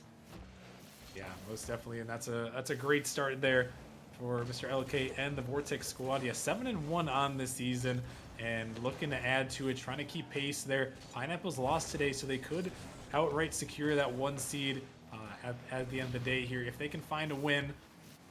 But right now, they're gonna hold on to this lead and see if they can add to it here in game number 1. This one's sent down, going towards the backboard here. Sanzo with a big opportunity, can't quite put that one on target though. Gonna be pushed in the corner as T-Jazz sending it in the midfield. A 50, trying to come through. Isaac gonna block that one away. And yeah, Ventus, we talked about this a little bit before we got into the booth here, but Isaac, the addition of him and Dissa, two people that we've seen in Nemesis before. Obviously, Isaac, a long-standing member of Nemesis, trying to see how they're going to fit into this new Vortex roster. Yeah, I mean, with those two especially, I know that they're kind of off and on playing consistently, and so it's really going to be a big thing to see how many mistakes they make. And we see a mistake there out of Dissa, it's going to be capitalized on by T-Jazz, and going to give Blaze a little 1-goal comeback here to close the gap a little bit. Yeah, that one just a little bit of a mistake, and T-Jazz gonna put it in there. A nice shot from him. And yeah, it's really going to be interesting, like you mentioned. Isaac and Dissa both kind of coming back here to Nemesis, getting picked up mid-season on these rosters. So all eyes are really on them and how they're going to perform. We know how the rest of this roster, has performed this season and played, pretty solid ball, I think, all things considered, on all ends. But Dissa and Isaac, the big question marks here, and we're going to be keeping our eyes out on them as. There's Isaac on the backboard looking to send that one away. T-Jazz dropping it down in the midfield. Opportunity here. Looking trying to find a follow, but LK is going to bang it down to his former teammate Sanzo. This one popped up, pushed out in the midfield. Isaac trying to find a touch. Going to send that one over to the corner. It's Kisby going to give chase there. Going to bang it a long way. LK can't quite reach now. Might be a little bit of a 3-on-1. Isaac got to try to buy some time. Going to find a 50. But this one's still out of the midfield. T-Jazz looking to send it down. Sanzo trying to get to it, trying to reach it. It's out of the midfield. Kisby trying to get there, but LK just in time to save it away. A big opportunity sent off. Yeah, and it seems like the Blaze roster is having a little bit hard of a time with their rotations right now, seemingly playing similar play styles to each other. And usually that can mean a good thing, but when you don't really have those, like, understated roles in the team of, you know, who kind of the playmaker is, who's kind of that rock on defense. You know, it becomes really hard, and the communication needs to be super crisp in order to make sure that there aren't any double commits or missed rotations happening. And that's going to be the biggest thing that I'm looking at this Blaze roster, and whether they can overcome that or not is going to be a big decider in this series. Yeah, it will for sure here, as right now Blaze close in the gap here, only a 1-goal advantage for Vortex. Blaze gonna try to look for some offense here as this one sent back down. Dissa racing back, gonna push that save away.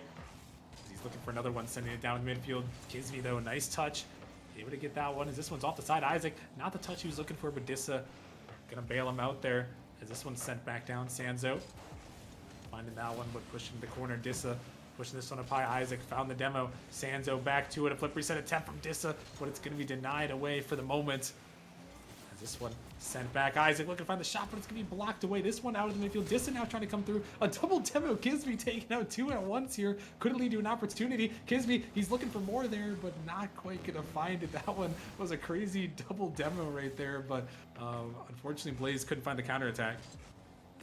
Yeah, unfortunately is the biggest thing I can even say for that. Sanzo having 0 boost as the last man on the ball is so detrimental, and it looks like Isaac gonna do a interesting challenge. It's gonna work out. He gets the dunk on T-Jazz, and you know, as the first man, you're able to kind of make these risky challenges, but I mean, you don't see many like that. As he just took the ball completely off of T-Jazz's car, and you know, gives them another lead. Yeah, big mistake there from Blaze, and Vortex able to add to their tally here. Looking to add another one. Here comes Dissa firing it towards the net, but T-Jazz gonna make the touch here. This one popped up, a demo comes through in the corner. This one gonna be sent down. Sanzo popping this one up, trying to stay with it, pushing it towards the wall there. Big pinch gonna come out, gonna be sent out to the other side. Here is Isaac pushing it back into the corner. Ball is popping up, and Blaze running low on time here in this game. T-Jazz is getting a little bit awkward there as Blaze, they got to score with time on the clock here. Dissa trying to find the demo. Kisby sending it up high in the midfield. Big opportunity, but LK, he's all over that one as he's pushed back into the corner, and that is going to just about do it here for this Game 1. Vortex going to hold on here, Ventus, find a big Game 1 victory. Yeah, and it seems like Blaze kind of struggling with meshing right now. They've seemed very awkward. They haven't been looking for each other for passes. We've seen a couple times where they've bumped each other, and I mean, they've still kept the game pretty close.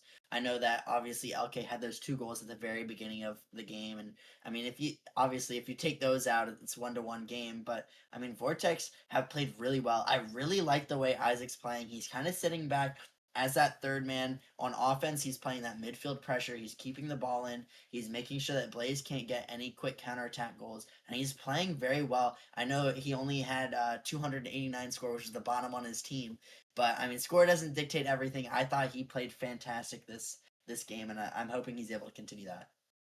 Yeah, the return of Isaac right there, been around in Nemesis many seasons before, and helping his team find that Game 1 victory here.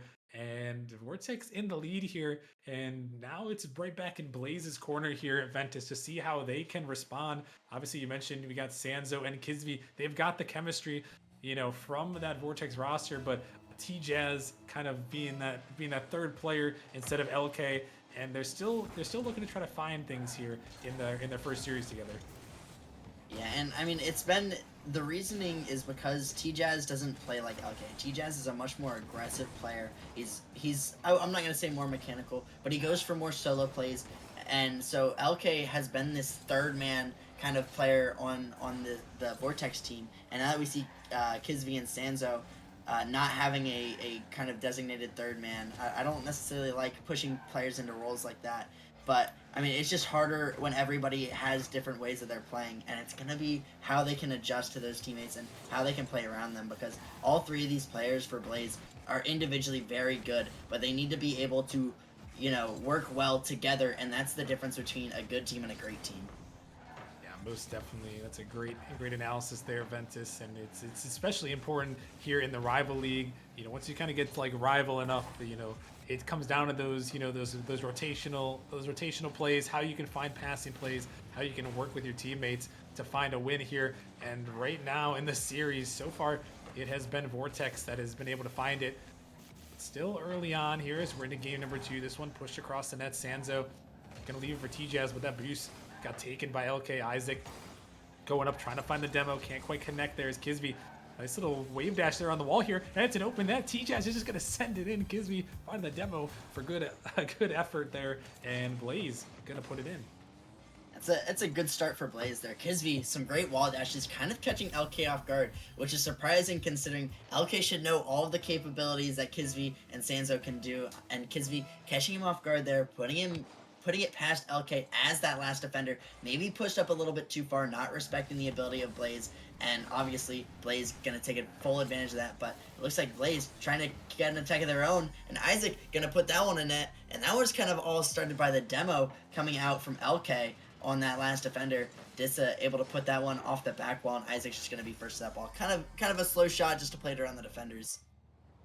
Yeah, no, a smart shot though. Even taking it slow there, forcing the defense, trying to attack on that one. Unfortunately, they couldn't quite get to it, and Vortex gonna cut the deficit and tie this game up here as Isaac looking for this one on the backboard. No one on the backboard to defend that one, and Isaac, they're just gonna double tap that one home. Yeah, I mean, when you're not defending the backboard against an ex-Titan player like Isaac, he's just going to punish you every day. T-Jazz not really having enough boost to get the read off the backboard, and so maybe you suspect that maybe he should have jumped off the ground instead of the back wall and try to read the bounce off the backboard, but, obviously not able to get that one. Maybe he wants that one back, but, a great play by Isaac, able to put that solo play and give them the lead, and after so much, talk about Blaze, Vortex quietly putting up 3 goals. Another demo coming out. It looks like Dissa gets a demo. Another double commit bump between, T-Jazz and Kisby. And it's going to open up the door for another Isaac goal. And Isaac having a hat trick so far in game number 2. Yeah, Isaac really showing up, kind of, picking up right where he's left off in past Nemesis seasons. As here comes Dissa, going to send it in. And Vortex is just putting on a train right now.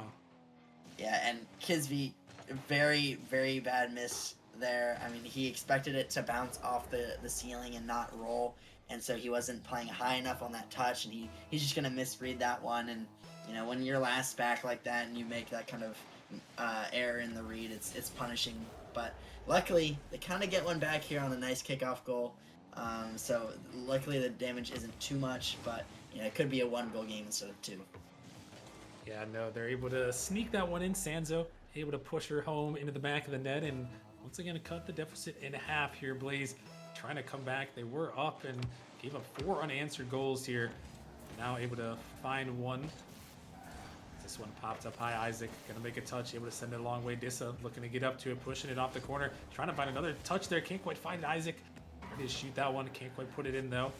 This one off to the side. T-Jazz look to control this one, taking it up in the air. Kisby also jumping in that one. A big double commit there is going to leave Sanzo on his own. Is this one going to be flicked towards the net? Isaac dropping up to LK off the backward. LK, oh my goodness, he almost slammed down that angle, but not quite there. And a big double commit. It seems like that's the story of this series, Ventus, right now with Blaze, is a lot of double commits.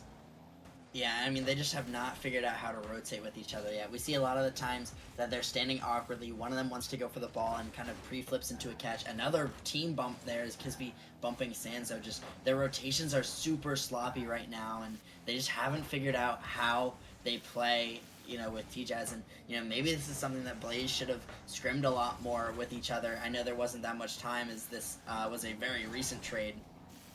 But hopefully they can try to get some more scrims in, or try to get some scrims in so that they could work out these kinks before they're in a league match. But it looks like those kind of issues are still persisting. And, it's something that I thought was very plausible to happen is, when you kind of take out one player of the 3 and you have 2 players left and you try to add a new one, they tend to clash play styles a lot because you have one player who wants to play one way, but then 2 people who have already played a certain way together for about half the Nemesis season. So it's just going to be really hard for them to break that mold. And hopefully this series is one step in the right direction for them. Hopefully, for their sake, they can try to bring it back within this series even, as still down by 2, but only a minute remaining now in the second game. Kisby looking to send that one towards the net. No, it's going to go off the post. It's not going to go in, but T-Jazz is going to find the follow. They're able to squeak it in, and now they're only down within 1. I mean, that was a great shot by Kisby. You know, unfortunately, the game did not give him the post in. It was perfectly placed top corner. Dissa could not reach it. And, you know, TJ is just going to clean that one up. A little bit of an open net there when you can't read the, you know, the post bounces and the ceiling, or the crossbar bounces, sorry. And so he's just going to put that one in the back of net. And it's a much more doable game. Only 1 goal deficit for Vortex now, but as I say that, it looks like LK trying to put a shot on net is going to find the back of the net off of a great pass by Isaac and, you know, ruin the 1 goal deficit and turn it back into a 2 goal deficit. Yeah, this is just sent up there. TJs can't quite get to it there. Not a lot of boost to recover on that one, and LK is going to send it in, taking their 2-goal advantage right back in the Vortex's favor. And now Blaze, again, find themselves down, but still time left in this game, but they're going to have to work quickly. Dissa denying any space to Sanzo. TJ's going to pop this one high off the wall, but LK, he's right there too, and he's sending it out. Sanzo trying to cut this one off before it gets to Dissa. Going to find a 50. The ball is up. Isaac can find a touch. He's going to put it off the wall there. He's going to find a double. Great double from Isaac as he's going to send it towards the net there. Kisby trying to keep the momentum of the ball going as he sends it off his own backboard, but the time is ticking here. Blaze, I've got to find one with at least a second on the clock. Kisby trying to do so. He just sent it to the corner. This one going to go off the wall. Could be a big shot opportunity. Here comes Sanzo. Can he put it in time? No, Dissa is going to save it away, and Vortex is going to hold on and survive and take this game number 2. Yeah, I mean, Isaac has played so well this series, kind of quelled those worries that I had where Isaac and Dissa, you know, both kind of rejoining Nemesis, not necessarily playing the game too much. And so I was a little worried about how they'd play, but Isaac did not skip a beat, and he has been great on the ball, especially, you know, 3 goals, a hat trick for himself, and, you know, just able to generate that pressure. He kind of changed. I was expecting him to play more of a third man again. He kind of took that first man initiative where he was making a lot of these plays happen, and, you know, Dissa making these plays happen as well. You know, he had a lot of crucial demos there, and I mean, the Vortex squad is really playing well, whereas Blaze has really been struggling. I know that, you know, they're 3 new players, but Vortex is also 3 brand new players, and so I mean, I know LK and Isaac and Dissa have all played with each other before, but I mean, it's not anything where I'm like, yeah, I'm gonna give that as an excuse to this Blaze squad. This Blaze squad needs to step it up. They need to play better. They need to really, you know, look for each other on the maps, on the pitch, and see where they're positioned, and so they don't create these team bumps and these double commits. You need better communication and better rotations if they want to come back. Yeah, no, they are really going to need a lot of that, and maybe even some more here, as now they find themselves in a very tough spot. The reverse sweep here, and, you know, I know if you're Sanzo and Kisby here getting traded away to Blaze, they are going to be trying to make a statement here. You know, say, hey, you know, you may have traded us away, but we're going to get one back on you, LK. And right now, they're going to have to do it in a reverse sweep fashion, as Sanzo and Kisby going to bump each other into the goal, and how about that? Ooh, I mean, that was a great solo play by Kisby. I don't think Sanzo ended up getting the bump on. Oh, he does. That is insane. I thought that was just the flip reset pop that Kisby got, but LK completely unassuming. I mean, that's just one of those lucky things where you double committed and it worked out. I don't want to, you know, congratulate them for that kind of goal. It was a spectacular goal. It definitely threw off the defense, but it's not one that you really should be replicating, as, you know, double committing players on the ball is never a great sign, especially when you've been struggling with your rotation all this series so far. So, I mean, a great goal from Blaze, but they still got some work to do.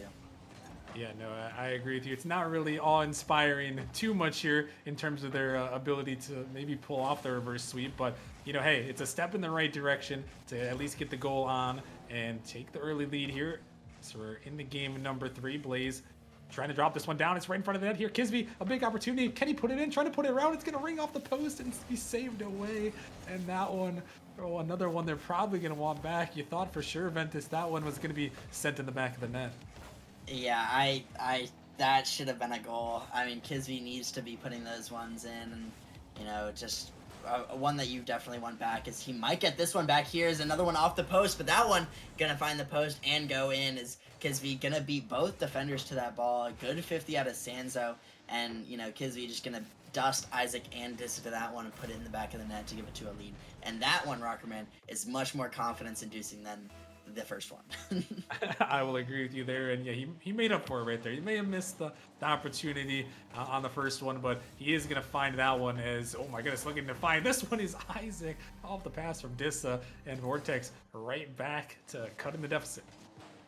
And it looks like T-Jazz trying to pre-jump off the ceiling. Not going to get the correct read on that ball, though, as he tries to collect it in the backboard, and that one's just going to drop out middle. And as that last defender, you really shouldn't be playing that aggressive because, 50s can go any direction with how many 50s have stalled out so far in this match. It's really, really risky to push up after grabbing that boost instead of turning back to your net and waiting to see how the play develops. And so, obviously, T-Jazz pushing up a little bit too far, and he's going to get caught out and punished for that mistake. That one, a tough one, but fortunately for Blaze, they still have a 1-goal cushion here. Still 3 minutes remaining, plenty of time for Vortex to try to find something back. Isaac caught all by himself, but he's going to be able to stick with it and keep on that ball. Nice pressure from Isaac there. This one dropping up. Dissa is going to dive to it, cutting off the attack here. Maybe not for long. TJS pushes one up high. Okay, not a lot of boost. He's going to send it to the corner. Dissa looking to take control, trying to get it over the top. Sanzo going to cut him off, and Sanzo and Kisby going to dive on this ball here. As this one is floating the midfield, a big miss coming through. Dissa gonna send it out, and that's another one of those double commits we've seen from those two. And those two are surprising to me. Ventus is, the former teammates from Vortex. They are the ones that are double committing. Yeah, it definitely is. Interesting is another interesting play that happens. Dissa not able to get the touch, just unexpecting as hard of a touch from Sanzo as he got, and not going to be able to get there in time, and that one's going to find the back of the net. But yeah, we're talking about Kisby and Sanzo. Both of these players have teamed with each other for the first 4 weeks of Nemesis seasons, a whole 8 matches, and you would think that, even just taking out LK wouldn't change the dynamic too much, but it looks like they're not too comfortable yet with this new team and this new rotation, and so we see a lot of these double commits happen where they don't have trust in their teammates to be there, or they don't have trust that they have the correct tools to be able to put the play together, and so they're just taking it for themselves, and it's causing a bunch of issues with the team because they don't really have set roles, they don't really have set, not rotational paths, but they don't have a natural rotation yet, and so they really need to communicate as another double commit comes out from Kisby and Sanzo again, and it's just going to be an ongoing thing at least till they figure it out. Hopefully it's this series, but if not, it's going to have to happen soon. Yeah, no, that one, another one, and I think you mentioned a little bit earlier, trying to fill the void that LK had on that roster, trying to adapt to a different play style with another player. It can be a little bit difficult for sure, and still working through the kinks, but they have the 2-goal lead right now as they're looking to try to bring this back, looking to pull off a reverse sweep. It's going to be tough, but they might have an opportunity to do so here as the demo comes through. Kisby finding the 50, but Dissa, the big body man, is coming through, but T-Jazz is able to get back just in time, able to get that one away, but Isaac looking to keep on the pressure as Vortex is trying to bring it back here. T-Jazz again, sending it off the side while LK can't touch. T-Jazz gonna kind of fake it around there, gonna win a 50. This one pushed into the corner and sent across there, and now Ventus with only 45 seconds remaining in this game, number 3. Vortex find themselves in a little bit of a hole here. Yeah, and it hasn't seemed too much for Vortex to handle, and they've stayed in the game pretty well. And I mean, they've come out with a little bit more double commits on their own, and we haven't been able to see as much offensive pressure. They've been kind of locked in their own half for a while, just with Blaze's individual play. It's worked out for them, but I'm not too worried. Vortex has shown that they can play very well together, and they've been able to put Blaze in these awkward positions. And so even though it looks like with the clock winding down that they're going to lose game number 2, I think that they have what it takes to pull back the series and really force Blaze into a hard position. Yeah, is this one gonna find one more for the road for LK at the buzzer, but unfortunately for him, it's not gonna mean too much. They are gonna send it in and cut the deficit now, 3-2, but 0 seconds left on the clock, so that is gonna wind up as a Blaze victory here as they look to climb up the hill a little bit, try to bring back this reverse sweep. And hey, they got the win here, Ventus. That's all that matters at the end of the day. Vortex may have got one at the end, but they got the win, and now they got a chance here as we're gonna head into Forbidden Temple next. Yeah, I mean, they haven't necessarily given me too much confidence in them. They've been better. They haven't looked as bad as they did in game one, and I think that's maybe they're starting to put the pieces together. Maybe they're realizing how they need to play. But I mean, it'll definitely be interesting come game three to see if Blaze take this game and find their momentum and find their rhythm, or if Vortex is gonna, snatch it back. If Isaac's gonna pull out another great play. If Dissa goes for more demos, we saw in game one, Dissa, opening the way for Vortex with a bunch of demos, and that really threw Blaze all out of whack, and they were not able to recover from that. So maybe that's something we see Vortex try to do some more of. And there's so many ways that this next game could go. It should be very interesting. Yeah, no, who knows where it's going to go here. Vortex, can they pull it back here, or can Blaze force a game number 5 here, trying to pull off that reverse sweep? It is definitely on the table, and what better map here than Forbidden Temple to try to find some chaos here after this trade here. And Blaze going to have to see if they can strike early, as T-Jazz going to send this one down. Isaac, that one can be pushed towards the net, can be 50 off to the corner there.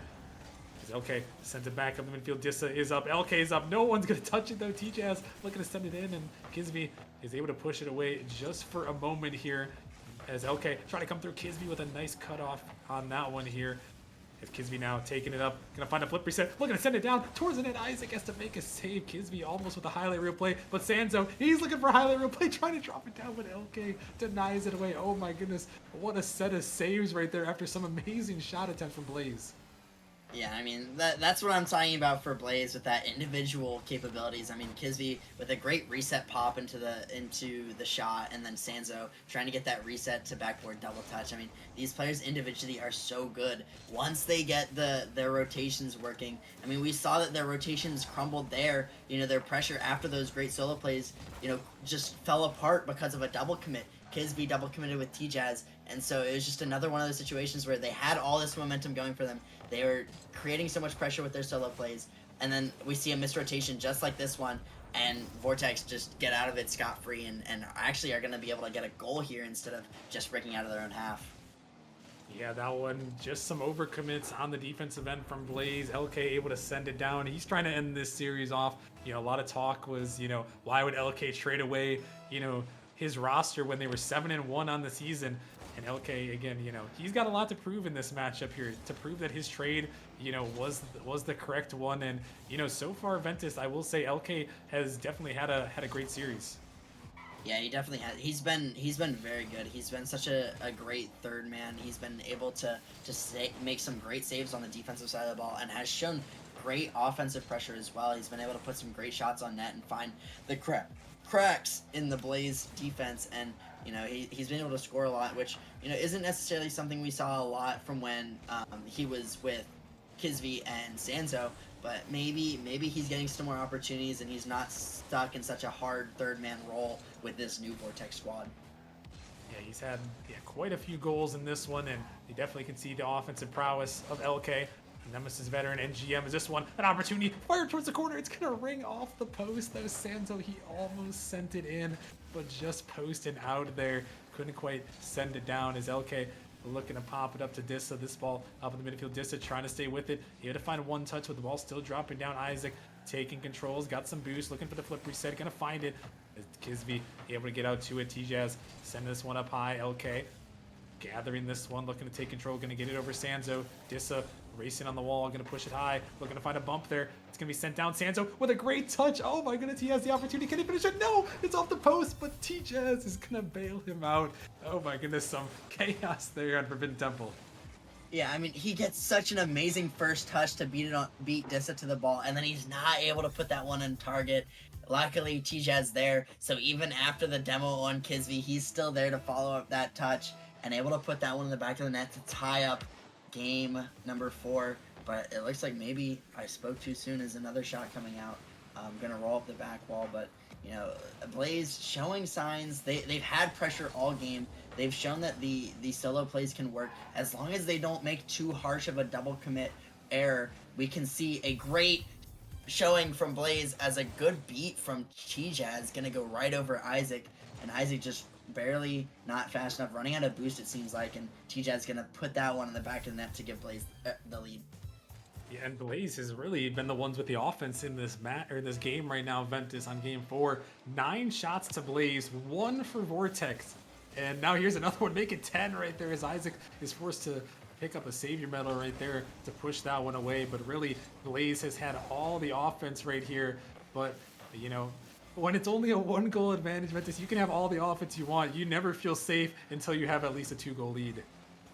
Yeah, and it's just the way that this Blaze roster plays. They're all this all or nothing offense kind of structure, and so when these counterattacks come out from Vortex, they're so dangerous. And we saw 1 goal for Vortex already, kind of in that manner, from the overcommits from Blaze. And so if Blaze can really solidify their offensive pressure and their offensive rotations, you know, we might not care so much that their defensive rotations aren't up to speed yet. They have time, but they have that potential, and that's what I want to see from Blaze. They have the individual skill, and they're able to make that offensive pressure and use those individual capabilities to the max. And so it's you know, promising for the Blaze. It's not a fully complete project yet, but they're working there, and it's definitely better. Yeah, and it is still, you know, only halfway through the season right now. So again, a lot of time for both these two teams to try to bring it back. But I know both of these teams want this game right here, as this one's going to be sent back. Kisby, not the touch he was looking for. The follow-up is going to ring off the post. L-Cake is denied away. That one, a big opportunity, not going to go away, as we're down to the final 30 seconds. Blaze looking to send us to game 5, trying to pull back this reverse sweep. You know, this drama from this trade, both these teams want this one badly here. TJ's gonna pop it up as we're down to the final seconds of regulation here. This one into the corner, gonna be denied away. LK can't quite find the touch. Kisby playing it slow. Isaac is gonna get a touch. Sanzo, he can't connect. TJ's looking to control. He's gonna be demoed off the pitch. It's one last opportunity for Vortex. They're sending it down. Isaac, he's able to keep it up. Can they find one with time remaining? This one pushed down. It's gonna be sent up though, but Kisby, he's looking to send it down, and it will touch the ground. And oh boy, Ventus, what else would we ask for from this matchup too? We've had 2 rival league matchups, 2 rival league game 5s, and now not only is this a game 5, Ventus, but this is a grudge match game 5 right here. Well, and not only that, it might be a reverse sweep for the way of Blaze. I know Vortex taking game 1 and 2, but it seems like Blaze slowly starting to figure out, slowly able to get that pressure. Blaze looked pretty dominant with their ability to keep pressure. They have that one, you know, weakness, and that's those counterattack goals that they're overcommits, and you know, that's the only thing where I'm like, you know, I'm a little bit skeptical of that. But they've shown that they can create that offense, they can hold that pressure, they can cut for each other, and you know, keep the midfield presence, and you know, maybe the overcommits will stop if they hang their third man back a little bit more. I know it's not super ideal with the way that they're playing their full offensive pressure, but it would limit the ability for Vortex to have any counterattacks, and it might make them look like a more complete team. Yeah, it very well may here, Ventus. And heading into this game, number 5, the reverse sweep is on the line. We talked about it. If you're just joining us now ahead of this game 5, big trade in the rival league as Vortex traded away Sanzo and Kisby to this Blaze team here. And now Blaze has brought it back to game 5, looking to pull off the reverse sweep. LK trying to prove that his trade was good. Kisby and Sanzo trying to prove to him that, hey, you didn't need to make that trade. And that's the kind of drama, you know, we love to see Ventus here in the rival league. And now it all comes down to this game 5. Yeah, definitely. I could not ask for any better matchup. I mean, both these teams have been back and forth. I do want to give the edge to Blaze because I think that they've started to figure out their play style a little bit more with their... I mean, they're starting to click more on offense, and they're more comfortable going for these crazy solo plays that are super mechanical. And so a little bit of an overcommit there is TJ's hopefully going to put this one on net, and he's going to put that open net in and give Blaze the 1-0 lead in game number 5. Yeah, and good speed from Sanzo right there, able to beat the last defender, and TJ's just enough able to send that one in the back of the net. A great start there for Blaze, and now the pressure, you know, if it wasn't on Vortex earlier here, Ventus, after this reverse sweep got brought back, you know, towards them, the reverse sweep attempt at least, got brought back on their ends here. Now it's definitely solely on their shoulders here as they're down to 1-0 in game 5. Yeah, and I mean the pressure just builds and builds. When you go up 2 games and then you lose your first, you're like, I think we still got this. There's no reason to really worry. When you lose that second game, it starts creeping in the back of your mind, like, hey, we might get reverse swept. Hey, I mean they're gaining momentum. They have that. We are scared of their individual abilities. They're starting to figure out as a team. I mean, this team can be really scary. The seed of doubt starts embedding itself in the back of these players' heads. And so the mental fortitude that you have to have, especially down in game number 5, has to be immense in order to not only come back, but win in game number 5, especially in this kind of series with a grudge match between these two teams.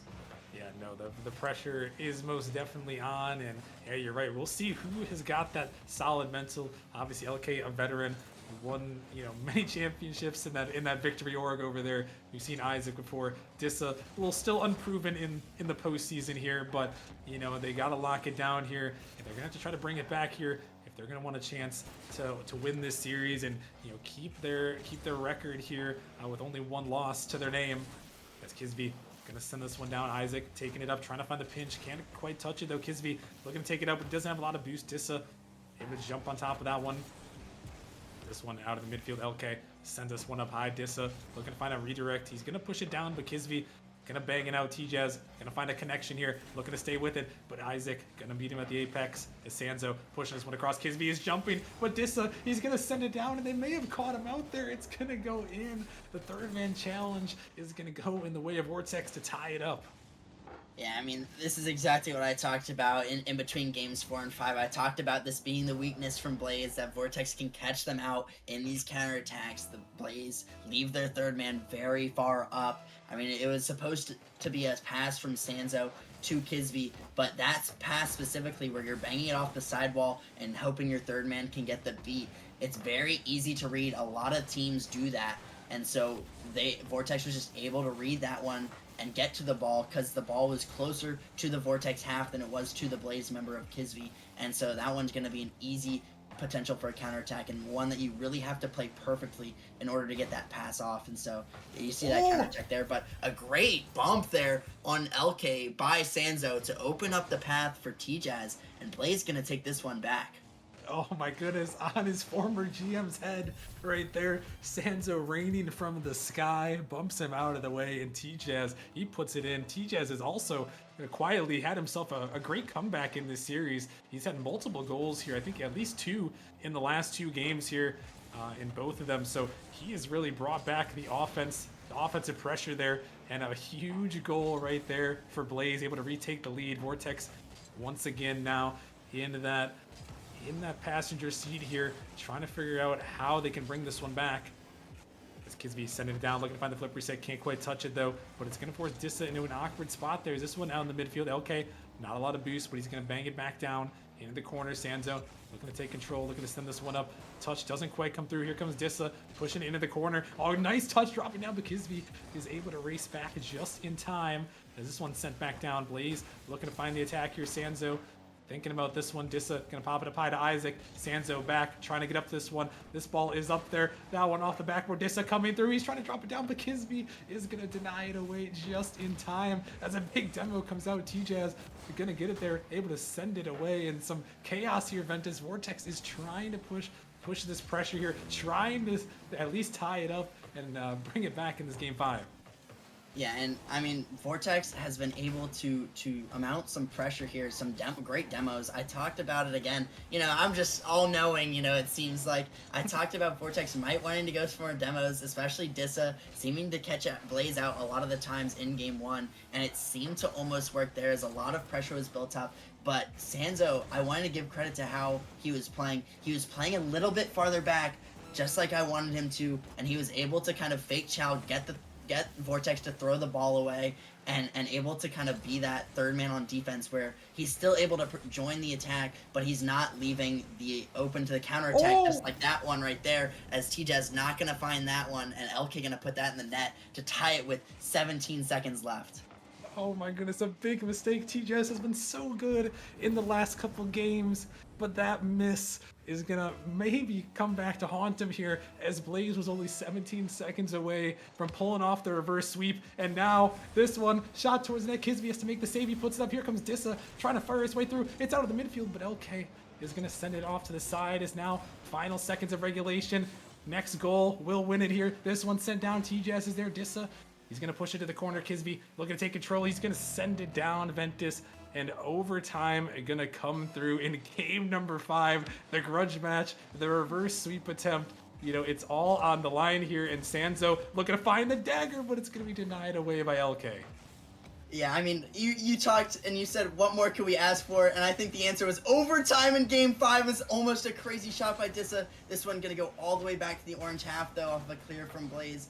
And, I mean, overtime Game 5 is the only thing that could be better than a Game 5 reverse sweep. Is these teams going back and forth, really neck and neck. Both these teams have shown so much promise. They've tightened up their defense. They've shown their capabilities on offense. This might be a dangerous ball, but now it might be dangerous for the side of Blaze, as Dissa going to put this one up for a double tap. And I mean, both these teams, a triple commit comes out. This might be the dagger. LK putting that one in the back of the net. An overtime goal for LK, gonna solidify Vortex winning the series. Oh my goodness. And who else but LK putting in the dagger. Blaze, the double commits, triple commits. They come back to haunt him one more time. And unfortunately, that last time was the death sentence, as Vortex is somehow going to survive. They're getting away with murder there, Ventus, as they survive the reverse sweep attempt, pull off the win, improve to 8-1. But I mean, man, what a series by both those two teams right there. Really providing us some insane content to end off the night. Yeah, I mean that's definitely an understatement. Both these teams showing so much promise. I think that Vortex winning those 2 games early were really that deciding factor. They won those games when Blaze really didn't figure out how to play yet, and they were able to just capitalize early, and that set them up for success because they didn't have to worry when Blaze came back and started to figure out how to play and figure out their play style. They all they needed was one more, and when they make one mistake like that, Blaze makes one mistake like that, and they triple commit on defense. The ball is just rolling right to LK. He's gonna put that one in the back of the net, and it seems like maybe he proved them right. I think that Blaze still has so much potential, and both these teams still are playoff, potential teams. Yeah, no, I'll agree with you there completely, Ventus. I think we'll be seeing both these two when it comes around to the postseason. But LK, he's going to get the last laugh in this one, getting the series win, getting that series winning goal there in Game 5 overtime. And I think he proved everyone, that hey, his trade worked out here. I mean, we'll see how the rest of the season ends out, but at least in the short term, it worked out for him with a big win, improving to 8-0, going to put them atop the rival league now as the 1 seed following that victory. So big congratulations to them. And yeah, that's just about going to wrap it up for us here. We got a couple of things. First, I want to bring up our premium subscriber screen. Thank our subscribers who have supported us. Again, like I mentioned earlier, if you guys are enjoying the stream, a reminder that everything generated, all the revenue generated by this stream here goes back to supporting the commentators and streamers. So if you guys are enjoying the stream and you're willing and able to, feel free to subscribe with a Prime or a normal subscription or gift subs. Donate some bits, whatever you feel like. It goes back to supporting the commentators and streamers who put hard work into the streams every night. And a big shout out to our premium subscribers in the Discord who support us here, especially our Challenger Plus subscribers, Flame, Storm Reaper, Wiggle, Crotera, Fenrir, Neons, and Street Soul, and everyone else who's been supporting us. We appreciate all the love, all the support here, as we've had a big season 12, still a lot to go. And Ventus, it was a great night. We had 2 rivalry Game 5s. The Challenger match was quite entertaining as well. I mean, just a great night of Rocket League overall. Yeah, I mean, it definitely was. I'm very glad. It seems like, I'm not going to plug the podcast. I am going to plug the podcast again. We talked about both these matches on the podcast, talking about how we think that both these are such good games. If you want some more insight or anything into the league, any more, interesting matches, we talk about that all the time. And we talk about some intriguing upcoming matches. So if you want to hear more about that, go check out the podcast. And I mean, such great games. I couldn't ask for any better series between these two. Yeah, no, I'll agree with you. And the link is in the chat there. If you guys are interested, go check out the podcast. Go listen as the boys break it down here, heading into this week 5 as we're approaching. Well, we just finished. I guess that was the halfway point right there. We're officially past halfway now in the season here. So we're kind of getting into the home stretch. So you guys are going to want to hear what they have to say on the podcast. So make sure you guys go check that out. But that is going to wrap it up for us tonight. We'll be back on Wednesday with some more action here at the Nemesis Gaming League. Once again, thank you all for watching, and we'll talk to you guys later.